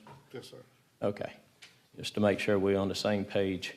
So it takes 30 to 36 months from the time you order a piece of equipment, or there's two ways of doing it. One, you order, and once it comes in, you pay for it. The other one, you can put the money in the escrow account. Is that correct? Yes, yes, sir. There's And several the different- savings is very, very minimum. It's not worth it. You could probably gain more money with it being in a different account, in a holding account versus that. Yes, sir. And I think the key here is having the funding to do all of those things. That's right. And so we're trying to find them. We're trying to pay it. Yes, sir. This 1.3 ain't going to do nothing but make you mad. We might be able to get one truck. But we did purchase 2 trucks last year, is that correct? Yes, sir. Okay, And so we're we still scheduled got to another purchase year and a half, 2 years before we get them, is that correct? Or did you buy the floor model? No, we have those trucks that we purchased. We have those. Okay. We're scheduled to order 2 more Okay. through ARP funding this year. However, you know, as you know, that funding ends at the end of this year. So That's right. we're just in a position where the need continues. However, right. we don't have the funding to fill that need. So my thing is, always in the past, any kind of capital assets that we purchase, it's always been through a splosh from the sheriff's department for big capital outlay items, for engineering, for utilities, as well as the fire department. That Yes, was sir. our go-to. Yes. And as you know, Commissioner, we were left out of the current SPOS. That's right. I look at that as the former fire chief as well as administration at the time. Nothing to do with our interim administrator, but we do have other departments that was aware of it, that it was not involved. So what I'm looking at, Chief, is next May, we're going to be finish up our project, SPOS project. And you know my priority is first responders, infrastructure, and then whatever falls below that. Yes, sir. And so if we put an order in right now, within 36 months, we'll be within the window of doing a bond to where we could tag that next SPOS. And that way we could get you what you need instead of just having to get by. We also got some funding, the ARP, that has to be spent this year. We got $400,000, I believe, Ms. Williams?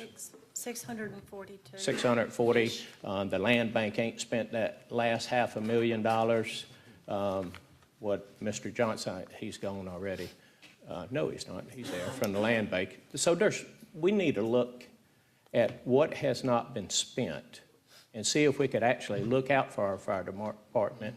There's probably a considerable amount of money in there left that has not been spent or utilized. I think that as far as staff, we need help to try to come up with solutions to that. But this $1.3 million would just be a Band-Aid on the problem. So if we can, I don't know about my colleagues, if they want to have staff to look at that funding.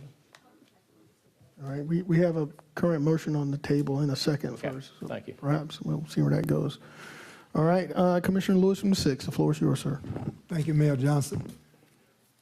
Chief, well, can I speak with the administrator? Yes, ma'am. Madam Administrator. Thank you. Madam Administrator, I understand that according to your proposal, it's going to actually be a zero net change. Am I correct?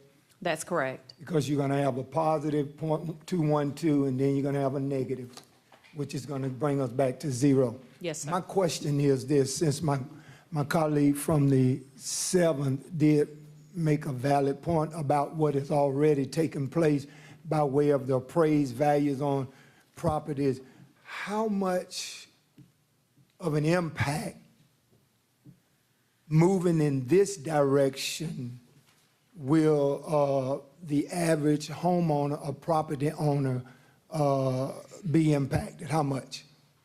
From this proposal. This proposal. For those that have a 0 increase to their tax value, it's no impact. I cannot speak to what the average assessed value would be for a home, and I don't know if our tax assessor is in the audience today. He was here. You He's see back him there. earlier. Yes, sir. Mr. Roundtree, come on up. Mr. Roundtree, could you come and enlighten us? He would be the better one to answer that question regarding tax assessed value, Yeah, sir. I imagine he didn't, but if he can shed some light on this, because this is a very touchy subject that we're exploring here. Good afternoon. Good afternoon. Mr. Roundtree, based on the conversation that we're having and the information that has been disseminated and what you've heard, how much of an impact will property owners see by way of moving in the direction that the administrator is proposing with the 0 net change on this millage rate? Well, I didn't do the full math here before I walked up. Well, maybe Director Williams can help you. Used the median value and just had the example. It's in the Okay, so the Yeah, it's on the slide. Yeah, it's on the presentation. Let's pull it. so our median value home is 200,000. The net change on fire protection. What we're doing. Oh, you're doing for all of them together. So taking- combining all the mill rates together, if there was no change in the property value, again, there'd be no net change. If there was a 5% increase or 10% increase, the net change for just the fire protection on a $200,000 house. We're about $15, $16. $16. $15, $16 Right. bucks. And so if you're looking at that, if you shrink it down to a $100,000 change, it's $750 or so. So if you're looking at last year's value compared to this year's value, you just need to determine how much it went up. I think the average value change, or the overall value change percentage-wise this year was about 5% on the net digest. Under that digest, okay. Thank you. I like those numbers. Chief Burden. Yes, sir. It's my understanding, it's all of our understanding, and I guess it's evident by the dirt that has been moved on Gordon Highway and Powell Road.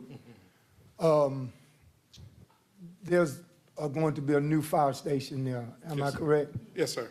If everything goes well. Yes, sir. If everything goes well. Yes, sir. And I understand that the list that you just gave, that you're going to incur a whole lot more, are going to need more revenue. Yes, sir. Based on the list that you Yes, gave. sir. I think that was was that a Christmas list or Easter list? But either way, that particular fire station that's going to be built, it's got to be equipped. Yes. What impact is this going to be? You got to equip that fire station. The residents in that area has been crying for a fire station. We've moved toward, my colleagues in the 3rd and the 5th and all of those areas have done a phenomenal job of getting you where you are now with that particular fire station. But what good would it be if you can't equip it? I mean, help me to understand the magnitude of equipping a new fire station. Not only equipping it, but then there has to be personnel at that fire station as well. Yes, sir. So a fire station and what it means to a community directly relates to the safety of that community. It means that the city is saw fit to place emergency resources closer to a community. So it affects the overall well-being and also the economic growth of that community, because fire stations in and of itself directly correlates to our ISO rating. Those lower insurance premiums that are realized through our ISO rating affects economic growth. So what we do here as it relates to the fire department directly impacts our community and how the city grows. And so as it relates to fire station, the new fire station number 3, plans are in place. We have equipment to put in that station day one. We're ready to go. What we're talking about here is maintaining operational readiness as it relates to our department and its ability to continue to provide that ISO 1, that world-class service to our citizens. We have to constantly be able to maintain the equipment that we have. And that's become increasingly hard with the increase in inflation, the cost of everything. We experienced 2 increases this year for fire trucks. Each year, that cost goes up. And so we constantly look for ways that we can have savings in that area, but the cost continues to rise.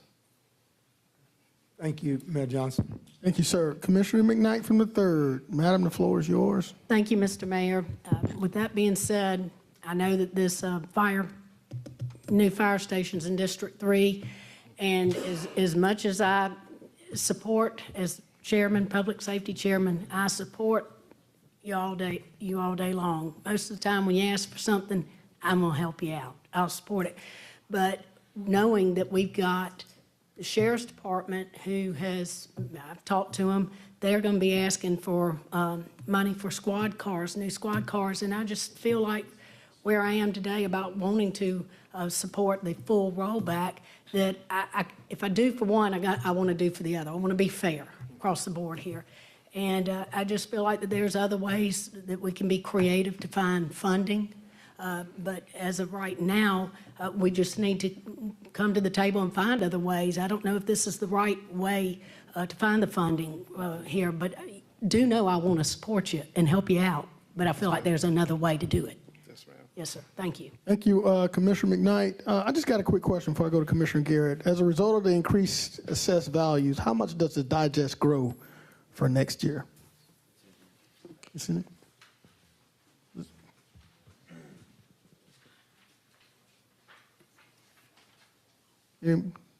Director Williams, how much does the digest grow as a result of the increased assessed value? The assessed value is the piece that you're required to roll back the value of. I do not have the digest sheet, but here's the required ad that will go in the newspaper that comes from the digest information. Your gross digest went from 8.7 billion to 9.1, while your exemptions increased from 927 to just over $1 billion. And so I don't see a percentage for the digest increase, but the number went from 7.8 billion to 8.1 billion. And a part of that, as you know, the majority of that was not real growth, it was assessed valuations, which are taken into account. You see here, the last year's 2023's rate was 6.66. That was the millage rate for county M&O. And the recommendation is the rollback millage rate, which subtracts the value of the reassessments to 6.468. Okay, thank you. And please remember, this funds a 24 budget. As Commissioner McKnight was talking about future requests from the sheriff, those will be considered in the 25 budget, which will be not funded by this millage rate, but next year's millage rate as we stand here about this same time. Thank you, Director Williams. Commissioner Garrett from the 8th. Thank you. This question's actually for Director Williams as well. That's all right. Yes. In the past, I think it was 2020, 2021, we actually held flat on the millage rate, and you had to basically state that as an increase, even though we held flat. If we do what's in front of us today, is that not the same thing? No, sir, it's not. The state only requires the advertisement of an increase to the county M&O. as a special assessment fund for fire protection and with an effective net of 0, but the individual other millage rates are not required to be advertised as an increase. We still go through the same computations, and I show those computed rollback rates to you, but you're not required to go through the 2-week advertisement process with the public hearings. And I'm noticing on the net digest value that it's grown from 4.9 to 8.1 in the last 5 years. Is there a reason why we have not been able to recognize more growth in regards to what we're actually taking in? Does that have something to do with the tax cap? I mean, no, sir. Okay. Your tax cap is there. I showed you a slide, which I did not include in the abbreviated presentation today. We're about 2 mills, I think, I'm trying to remember, away from the tax cap in the county M&O. But as you can see there, your net millage rate has moved during that same period from 9.678, which would be down to 3.46. So you've decreased over 3 mills over that same time frame. So it's effectively the computation that we're talking about. As the digest increases and the millage rate decreases, your revenue pretty much stays flat. Okay, thank you. All right, Madam Clerk, there's a motion and a second. Can you read the motion for the record, please, so we can vote? Full rollback. Full rollback, made by Commissioner Sean Franham and second by Commissioner McKnight. Who was that? McKnight. McKnight. Oh, McKnight. okay. All right, let's vote. Full rollback.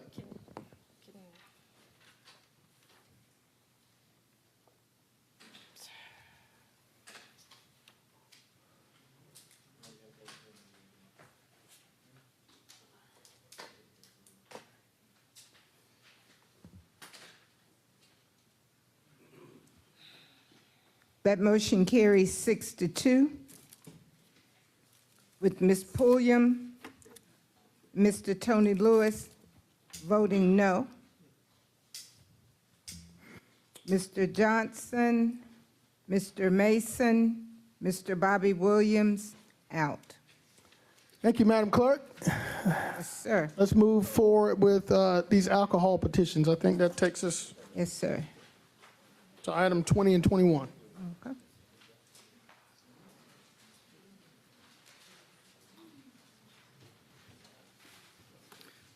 Mr. Mayor, Commissioners, good afternoon. The first one is AN 24-37. This is a new location for consumption on premise for liquor, beer, and wine with Sunday sales. The applicant is Renata Early. The location is 1370 Gordon Highway. It's the Kitchen Kings and Nada Sweet Treats. Are there any objectors? Any objectors in the audience? Seeing and hearing none. Students, thank y'all so much for being here today. Government at work, y'all have a great week. The applicant in the chamber. And the applicant's in the chambers. Come on. Would you have him come up? Yep. No objections, Madam Clerk. We need Ms. McKnight to come back. We don't have a quorum. We don't have a quorum. Oh, my goodness. Commissioner McKnight, we need you back on the podium, please. Back to the dais. We'll have one with her. 3, 4, 5. We will have one with her. Because that's the one I saw. I was trying to keep it moving here, y'all. I was trying to keep it moving. All right, Ms. Kepner. Y'all talk. Floor is yours, sir. Renata Early, 329 Alex Lane, Augusta, Georgia, 30909. Motion to approve. All right, there's a motion and there's a second. Seeing no colleagues in the queue, we're voting.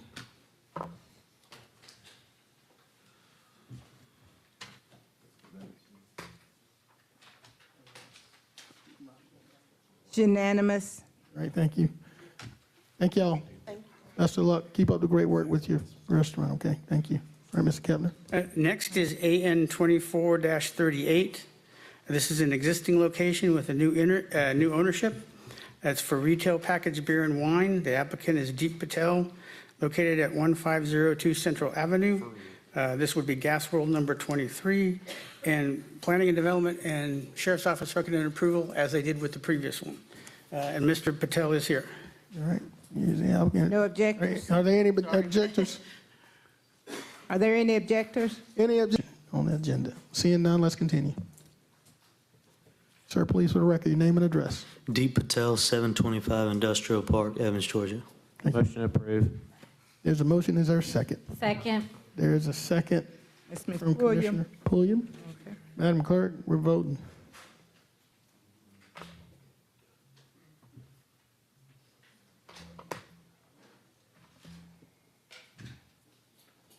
Mayor Pro Tem.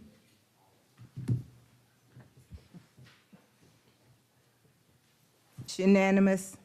Thank you so much. Thank you. Mr. Patel, thank you so much. Madam Clerk, let's go to item 2. Item 2. Yep. Item 2 is a request for concurrence with the Planning Commission to approve a petition by Alan Griswold on behalf of ACP Services LLC, requesting a rezoning from a Zone B1 neighborhood business and a B2 general business to a Zone B2 general business, affecting property located at 1369 15th Street. Thank you so much. Director? Good afternoon. I'm going to use the lectern real quick and turn that on.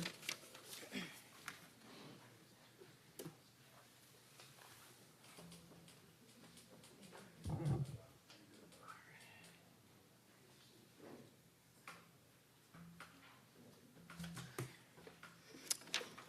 right. So in regards to this case, the applicant, Alan Grinalds, on behalf of ACP LLC, requested of the Planning Commission a rezoning of a split zone parcel with B1 and B2 zoning. They wanted to switch to light industrial for this particular parcel that's off of 15th Street. The challenge that we had with reviewing the application and the recommendation that followed was that immediately, it's hard for me to have the microphone usage, but there are 3 sides of this property that are immediately adjacent to residentially used zones. So I'm going to step over and just circle those real quick for you. Okay.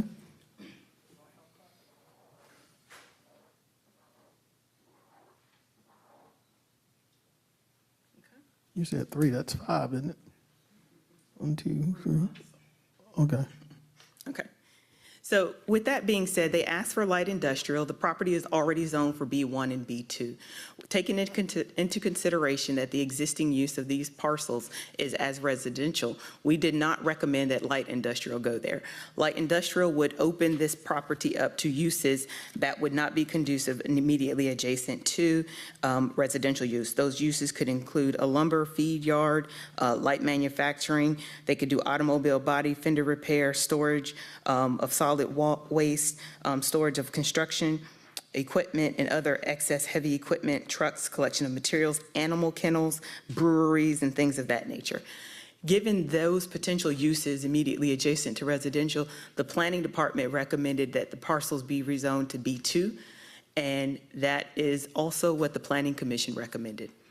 Thank you And I so can much. field any questions. Thank you so much, Director. Don't have any questions. Want to give Mr. Grinells an opportunity. You are the property owner, correct? That's correct, sir. If you will, for the record, please state your name and address.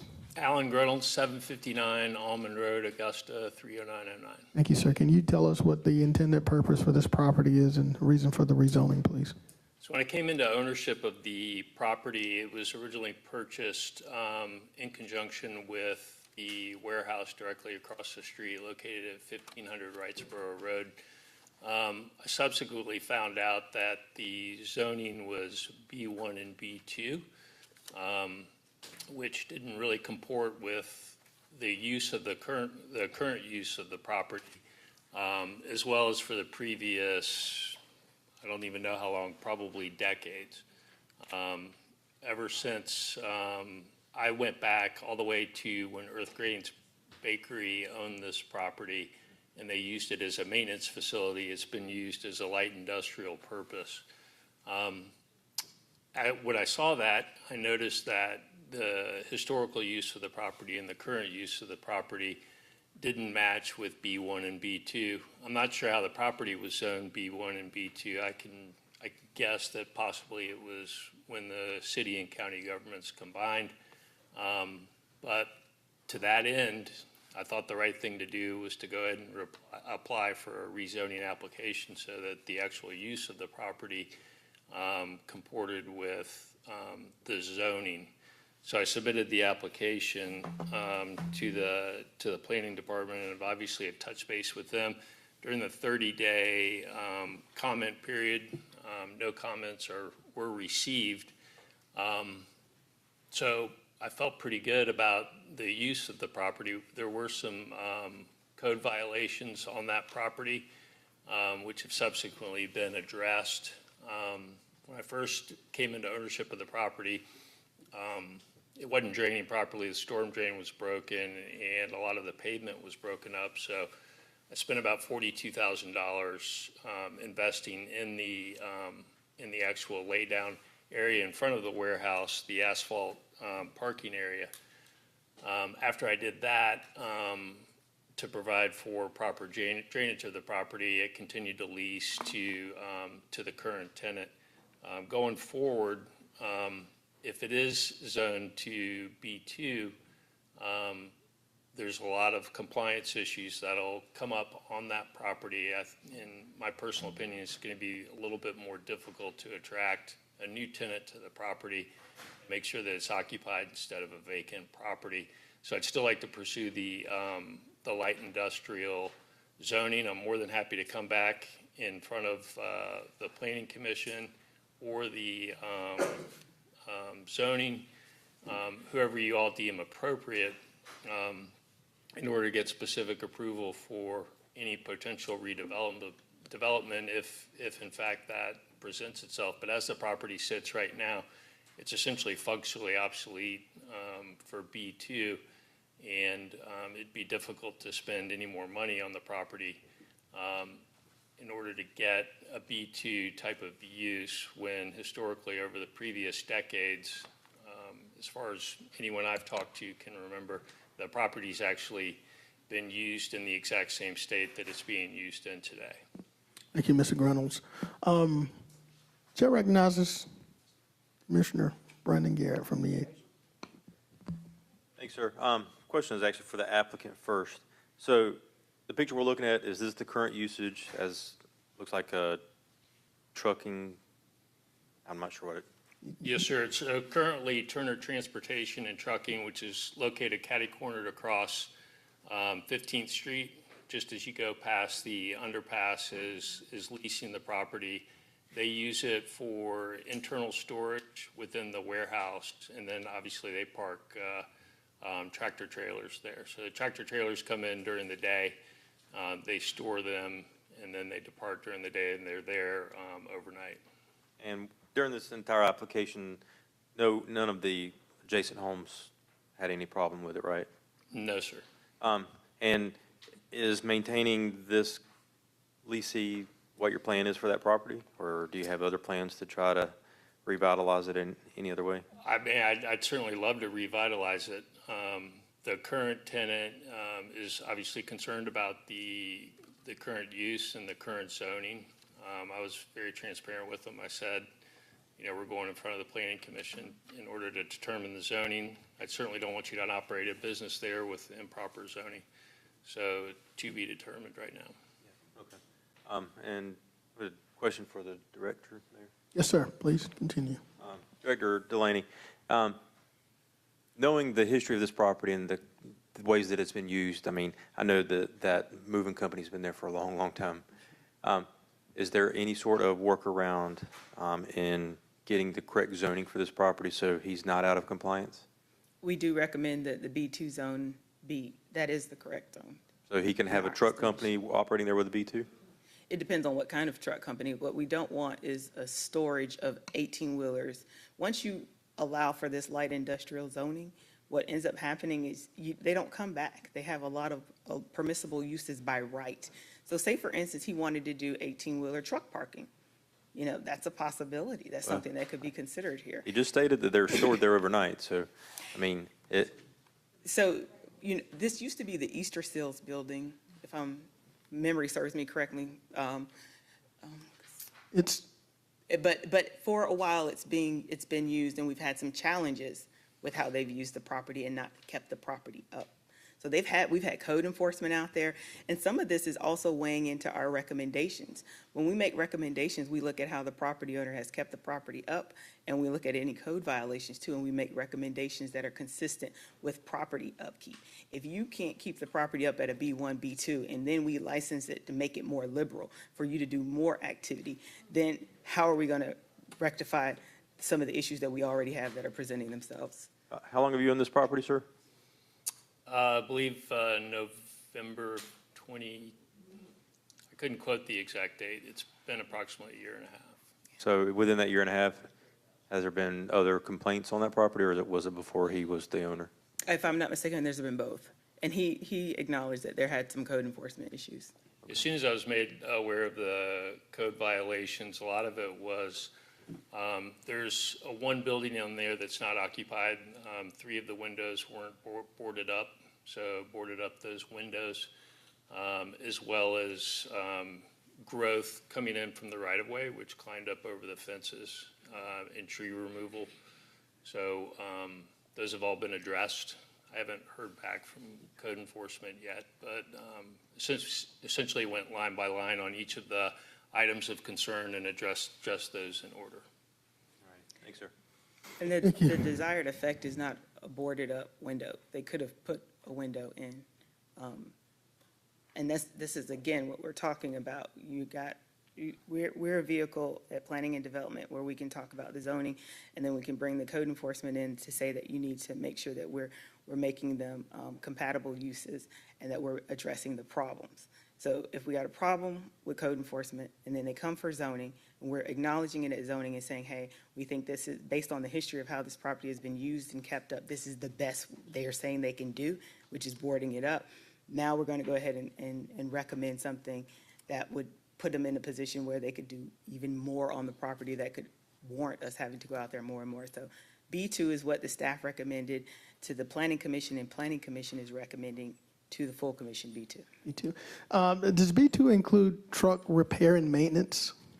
B2 has limited automotive uses, but not anything major. You couldn't pull an engine or anything like that. This facility was a truck maintenance facility for when, I think, Colonial Bakery for many years. When they had their trucks, they would perform maintenance. It actually has maintenance bays, and because I've actually looked at this property inside that building, it was a truck repair maintenance facility. We also have to look at the age of the building and how it was used versus when the ordinance was updated. Okay. So a lot of the uses, in particular Easter Sills, I remember it being there when I was at Windsor Spring Elementary. So it's been a while.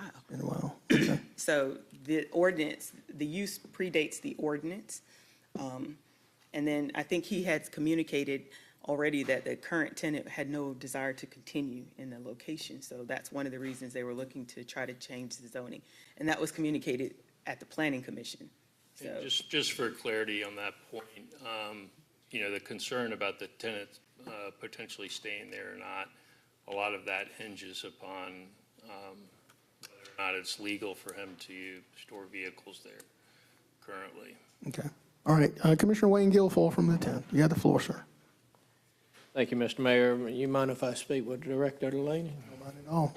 Director Delaney, with this gentleman here that actually brought it before the planning and zoning, that he knew that it was B1 and it should be a light industrial, does that give any value to it? And with him putting $40-something thousand and trying to fix it up, that don't bring no value to what his intent was?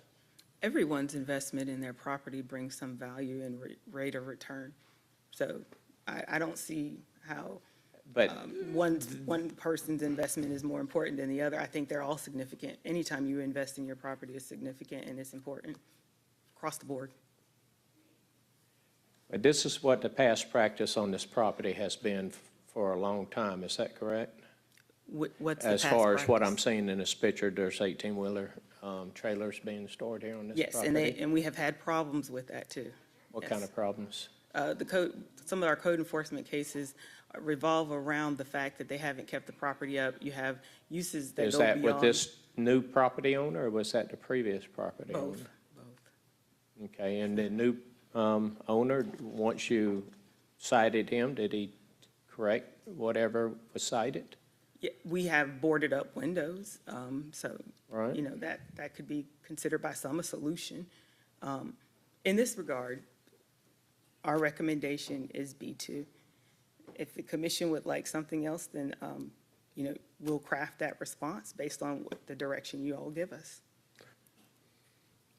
Just one comment, if it's a matter of boarded up windows versus replacement windows, I'd be happy to put in replacement windows. They have a tendency to get broken when a building's not occupied, and that's the only reason they were boarded as opposed to replacing the actual window panes.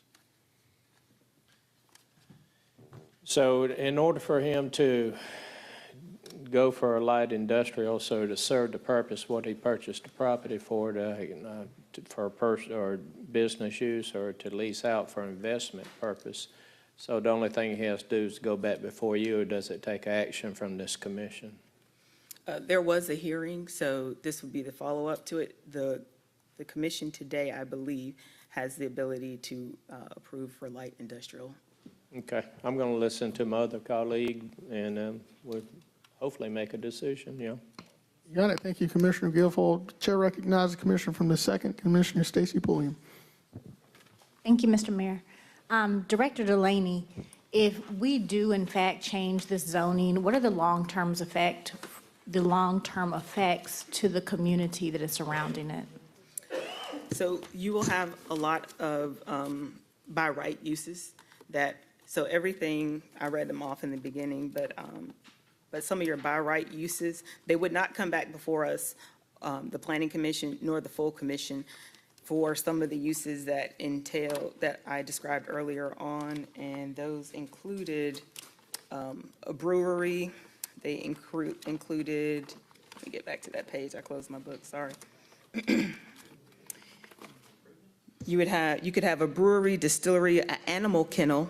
You could also have a collection of materials for recycling subject to a couple of restrictions. You could have storage of construction equipment and other heavy equipment, to include trucks in excess of 1 ton capacity and having over 3 axles. You could also do some automobile body and fender repair, provided that all work was inside and the vehicle storage was enclosed. There would also be some light manufacturing uses, and so that's subject to certain vibrations, and they have noise and dust criteria. There's also lumber feed, there's junk yards that are allowed, and there's coal yards that are allowed in light industrial. So, and this is 23-1 in the zoning ordinance. So those are permissible uses by right if you're successful at rezoning to light industrial. And we did go over this at the Planning Commission with the applicant. And so the houses that you circled, and I know this is hypothetical, but those are allowable, everything that you just named. So the next person that may purchase the property, they don't have to come through the commission. Correct. To say, may I do this? And so the houses that are surrounding it could in fact be subject to toxic chemicals and things of that nature if the coal exists, or, anything that you just named, or the loud noise. Is that correct? Everything that comes with the salvage yards, animal kennels, light industrial, light manufacturing, those adverse side effects could potentially pose a problem to the residential use immediately adjacent. Okay. Thank you, Director Delaney. Thank you, Commissioner. Director Delaney, help me understand. Mr. Reynolds, did you buy this property in conjunction with the property across the street, the Easter Seals? Because they were combined at one time. That's correct, yes, sir. All right. Director Delaney, how is that Easter Seals building? That was a former manufacturing facility. How is it classified? Because these properties were together at some point. I'm not sure if I have theirs readily available, the Easter Seals lot across the street. Yeah, because they used to make bread there, and now I think it's, yeah. You know. The building across the street that it was purchased in conjunction with is zoned light industrial. It is There's zoned, also light okay. industrial on the opposite side of the subject property. And just for reference, just next to 1500 Wrightsboro Road is the old Solo Cup factory. Yeah, it's light industrial as well. That's correct. Can you confirm that? Yeah, I'm very familiar with the area. Okay. So you do have the Solo Cup across the Wrightsboro Road. We do, and from a planning perspective, consider the right-of-way as a barrier. Okay. And so a lot of times we use that as the demarcation point for changing a zoning classification. But adjacent to this property on Verity Street, you've got residential R2, and then even though you have some B1 back there, you do, of course, have that residential use. And it is typically renters. From the research we did, it looks like there may be renters there. Therefore, people coming out that are renters typically don't. But I don't want to speak on their behalf. I just want to make clear that we recommended B2, the Planning Commission recommended B2, and we will do whatever you all direct us to. Thank you so much. Commissioner Franham. So if we decide light industrial, do we have to go back through, or can we vote on that today? Because we did advertise it as light industrial, if the commission is wanting to move in that direction, then I believe legal will have to verify, but I believe you can move forward that way because we did properly advertise it. And Mr. Allen, is the light industrial is what you prefer? That's what I prefer, yes, sir. Okay. It comports with the existing use of the property. And, I certainly don't want to be a hazard to my neighbors. So Right. if this is a situation where there's a redevelopment opportunity that comes into question, I would absolutely be 100% in favor of coming before whoever you deem fit to make sure that I'm not creating a hazardous situation for any local residents. And I appreciate that comment, and I think that's why I'm of the opinion that it goes back, Mayor, because of their, unless y'all say it can go back if it was publicized correctly, as the attorney weighed in on that one. Yes. We did advertise it. Samuel Meller, Senior Staff Attorney. If the commission so wished, it may rezone this matter to light industrial today. Okay, I'm going to lean on the commissioners that represent that area, but I think, do we kick it back or do we approve it at light industrial? Seems like the right move. So thank you, Mr. Mayor. All right, Commissioner Francine Scott from the 9th, the floor is yours. Thank you, Mr. Mayor. Just a couple of comments. Number one, we have Payne College, less than a half to a mile away from where you want to rezone, and maybe 2 blocks you have Augusta University and the dental school. Frankly, I don't think we need to move this in that direction at this time, and I would not be voting to move it to B1. All right, light industrial. All right. All right, so someone needs to give us a motion, please. Or what are we voting on? Is there a motion to accommodate Mr. Reynolds and change this to a?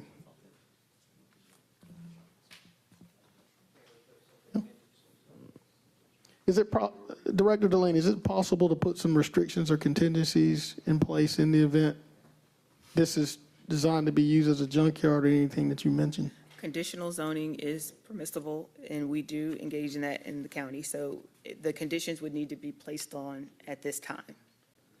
All right. Can we send it back to the Planning Commission and see if they can put conditions in place and then bring it back before us? Most definitely. Mr. Reynolds, is that acceptable to you? That's kind of where I was hoping to, because B2 is. No. Yes, sir, that'd be great. I'd love to. Motion to work send it with back. And make sure it works for everybody. Okay. Send it back to the Planning Commission. I'll second. All right, there's a motion and a second to send it back to the Planning Commission.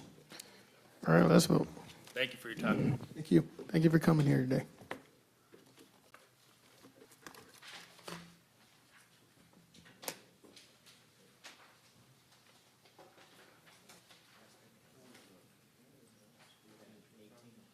We're going to go 25 first.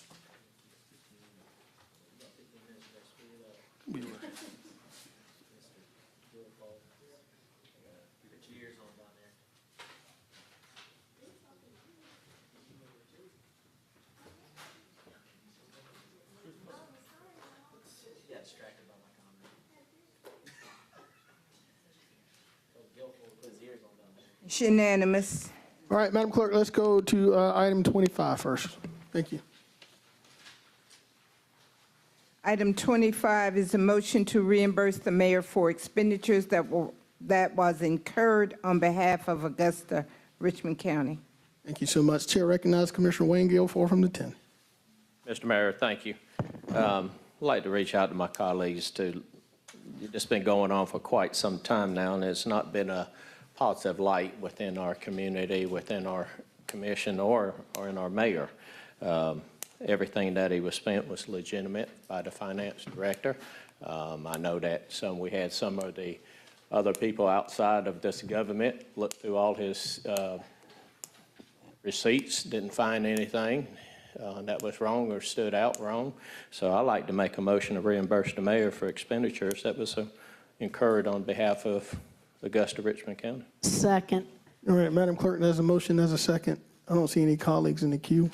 Seeing none, let's vote. Well, I see Commissioner Tarn Lewis from the 6th. The floor is yours, sir. Thank you, Mayor Johnson. I think my colleagues have on the floor a motion to reimburse, but I thought that last week we had on here, and I think it's detailed in 18, absolutely, it's detailed in 18 that this matter be brought back before committee, and committee doesn't meet until next week.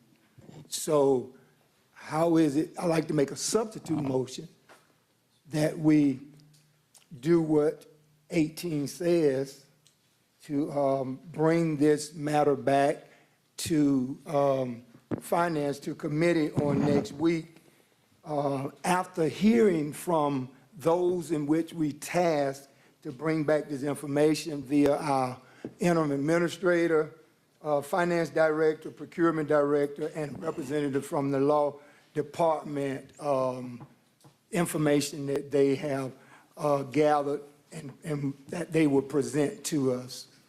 Thank you, Commissioner Lewis. Is there a second? There's a motion that, is there a second to that motion? Second. All right, there is a second. All right, let's see a few of the colleagues in the queue. Commissioner Catherine Smith McKnight. I just want to say before we vote that the reason why I'm backing my colleague from the 10th, we have put this on, this has been on Finance Committee now. This will be 3 times.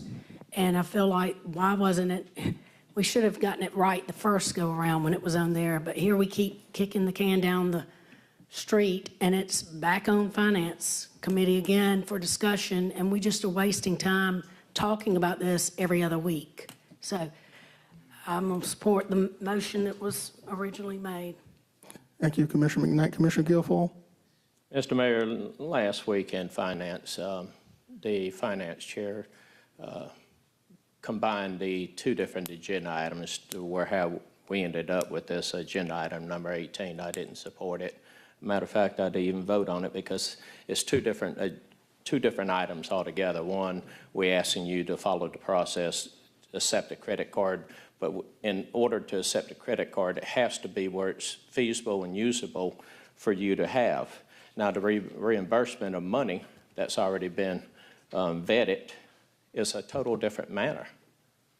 You know, it's been in the public's eye for over a month now. You know, people stated that, hey, you received rewards off of it by using your personal credit card, but if you look at what you lost in interest alone for this past month, it's ridiculous.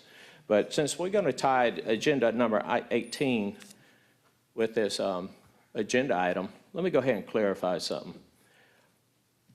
And what is disappointing is we had a staff last week, over $500,000 worth a year in salaries that presented before this commission, what they get paid per year, and nobody come up with a solution. That's disturbing. And we look at other cities that don't have the same problems, the same trash that's put into the media to make us all look bad. It just doesn't make one person look bad, it makes us all look bad. We got to do better. Mayor, you got to do better as far as your reimbursement. We both know that. We had discussions about that. But we also got to go ahead and get this thing here resolved and move forward. It's not going to continue to, 6 months from now. The only thing that I see is it's just trying to keep it in the media spotlight. Well, sooner or later, it's going to fade away, just like everything else. But if you look at the city of Savannah, if we look at other cities for how we give directors raises, elected official raises, we always look at other cities on how they get paid. And there's not a word in question by anybody behind this dais. We agree with it. Well, if you look at the city of Savannah, Mayor Van Johnson, he has no limit on his daily transaction, but he's got a $50,000 a monthly limit, as long as purchased within the mayor's budget. City of Dalton, Mayor Anna Lee Sams, single transaction limit no greater than $5,000. Monthly spending limit no greater than $10,000. City of South Fulton, Georgia, Mayor Kamalu, Mayor has a monthly limit of $10,000. Macon Bibb, Mayor Miller has a $2,000 daily transaction limit. Monthly, $20,000. City of Monroe, Georgia, population 29,500. The mayor and council member has a daily purchase limit of $3,000. Monthly limit, $10,000. If we reflect back in history and look at, we had directors come before us, we just want to make it fair and equitable. We just got to see how we could balance the board between elected officials on how they do the credit card. Well, back in 21, we had a former commissioner that brought before this body. There was no discussion from any of the directors that we put one SMS employee at a tune of $75,000 monthly credit limit because the need was there. I understood it. It passed 10-0 unanimously. But we got a $500 a day credit limit. Anything over $500 a day, guess what? It gets denied. If it's after hours, who they call? Finance director, procurement director is going to be off work. They have other cities, city of Carroll County. I believe they delegated that to the clerk. So we could continue to play this game with, make sure that the mayor takes the credit card, which I agree he does, and I think he agrees he does. But the $500 a day limit, it won't work in his facet because if you think about just this year alone, who came into the city, who came into this town? Look at the entertainment and the people that the mayor had brought in. Everybody behind this dais went to them venues. Everybody enjoyed it. He made the city look good. I'm not advocating for the mayor to get everything, but what I am advocating for is the mayor to be done right, treated right. And so if you look at what's going to happen tomorrow, he's going to sit with the same directors and the interim administrator that has a spending limit of $25,000 at her discretion. But we're going to hold the mayor down to $500. We got to do better. So if we're going to vote, we go ahead and vote. We're going to go ahead, and I know that the mayor is meeting with the directors, the interim administrator, and attorney tomorrow. I think next week, y'all could discuss the credit card. But this week, let's go ahead and move forward and reimburse this money. Thank y'all. Thank you for your time. Thank you, Commissioner Guilfoyle. Commissioner Sean Franham from the 7th. Thank you, Mr. Mayor. Wasn't here last week, couldn't be here, unfortunately. But the bottom line is a lot of what Commissioner Guilfoyle said is true. I believe the mayor has to have a credit card going forward and should have had a credit card, but I think his past practices of what he did in 2023 should stand for something. And I think that when we had a former mayor that spent and spent and spent and spent, and you didn't really see anybody up here continuing on because it was embarrassing for this government. And it's embarrassing that we're going to continue to have this conversation on the reimbursement thing, and we should just give him his money back. but it's politics, it's Augusta, Georgia, I get it. But the whole situation is just disappointing. There's not one person to blame in my mind. Like, I think that the mayor should have had some better conversations and should have handled it beforehand, but also think that we need to respect the position of the mayor and understand what the position of the mayor is in this community. And frankly, what he's done since he's been mayor should be applauded. I mean, there's a lot of relationships and things at the national level with the president and things that we've gotten because of his relationships. And this community is about relationships too. So I look forward to putting this past. It's not going to pass today. It's not going to fail. There's not going to be votes for it. Let's just be real. But next week, hopefully, we can put this behind us. So thank you, Mr. Mayor. Thank you, Commissioner. Madam Clerk, we have to address the addendum item first. Let's address the addendum item. Please reread that. The addendum? It was. I'm sorry, substitute motion. Substitute motion. Substitute motion, yes. That was made by Commissioner Tony Lewis. Yes, sir. It was a substitute motion and a second. Please repeat. Commissioner Lewis, if you don't mind, please repeat the substitute motion. He said it's item number 18. It's qualified in item 18. I'll read it.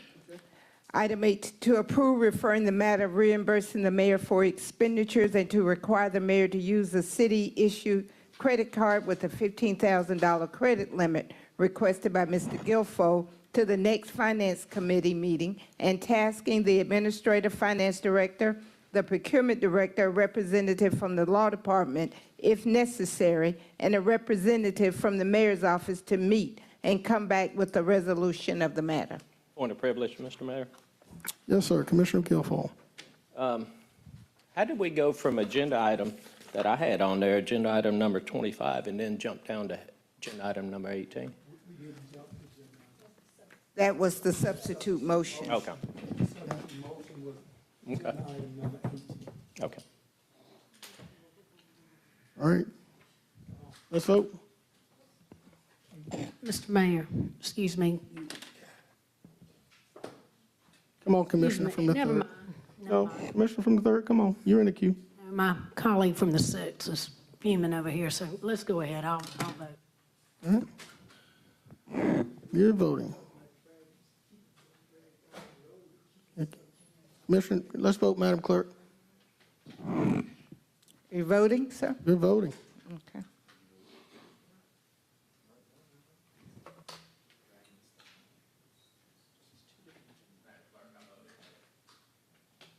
Okay.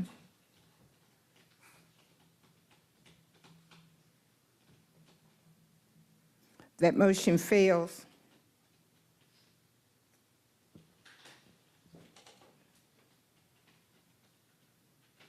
Three to five, with Ms. Pulliam voting yes, Mr. Tony Lewis, Ms. Francine Scott.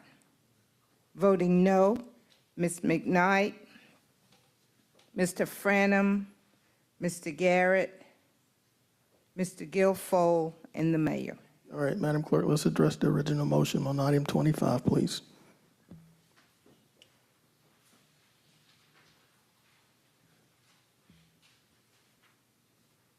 All right. There's a proper motion and a second. Madam Clerk, we're voting. Okay.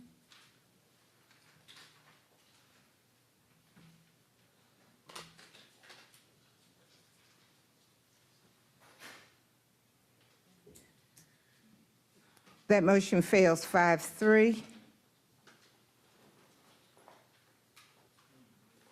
With Mr. Franham voting yes, Mr. Garrett, Mr. Guilfoyle, the mayor, Ms. McKnight. Voting no, Ms. Pulliam, Mr. Tony Lewis, Ms. Francine Scott.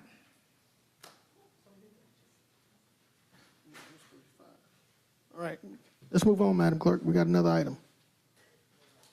It's 32, right? Where is it? Number 32? 32. Okay. 32, task the administrator and staff with preparing a report going back for a 5-year period to present with information regarding how many animal adoptions have occurred, how many spade-neuter procedures have been performed, and how many animals have been euthanized. Requested by Commissioner Guilfoyle. Commissioner Wayne Guilfoyle, the floor is yours, sir. Thank you, Mr. Mayor. This for the interim administrator. Interim administrator, I had asked for this on the floor, and you said that it takes a body's action. I would like to know in the future, if any of us commissioners ask for a question, what designates a request that is required by the body? Please explain that. Sir, if I understand your question correctly, you want to know what designates a response from the body? No, ma'am. What I was saying was, when I asked for this, this should have been common information that it shouldn't take action from this body. But you said if the body approves it, you would do it. Give it. Commissioner Guilfoyle, if you recall, I also stated that if you requested information, just as you did, that I would be more than happy to provide it to you, just as I've always done in the past when you and I have worked together. And immediately following this meeting on August 7th, I sent a request to Clerk Morowski, who then forwarded this information to the body with the subject line of requested information. Right. That was 7 minutes after our discussion. But anyway, if you can forward that to me, thank you. Sir, the information was forwarded on August 7th. Motion to approve. All right, there's a motion to approve, and there's a second from Commissioner McKnight. We have the you have the information. But she sent it on August 7th.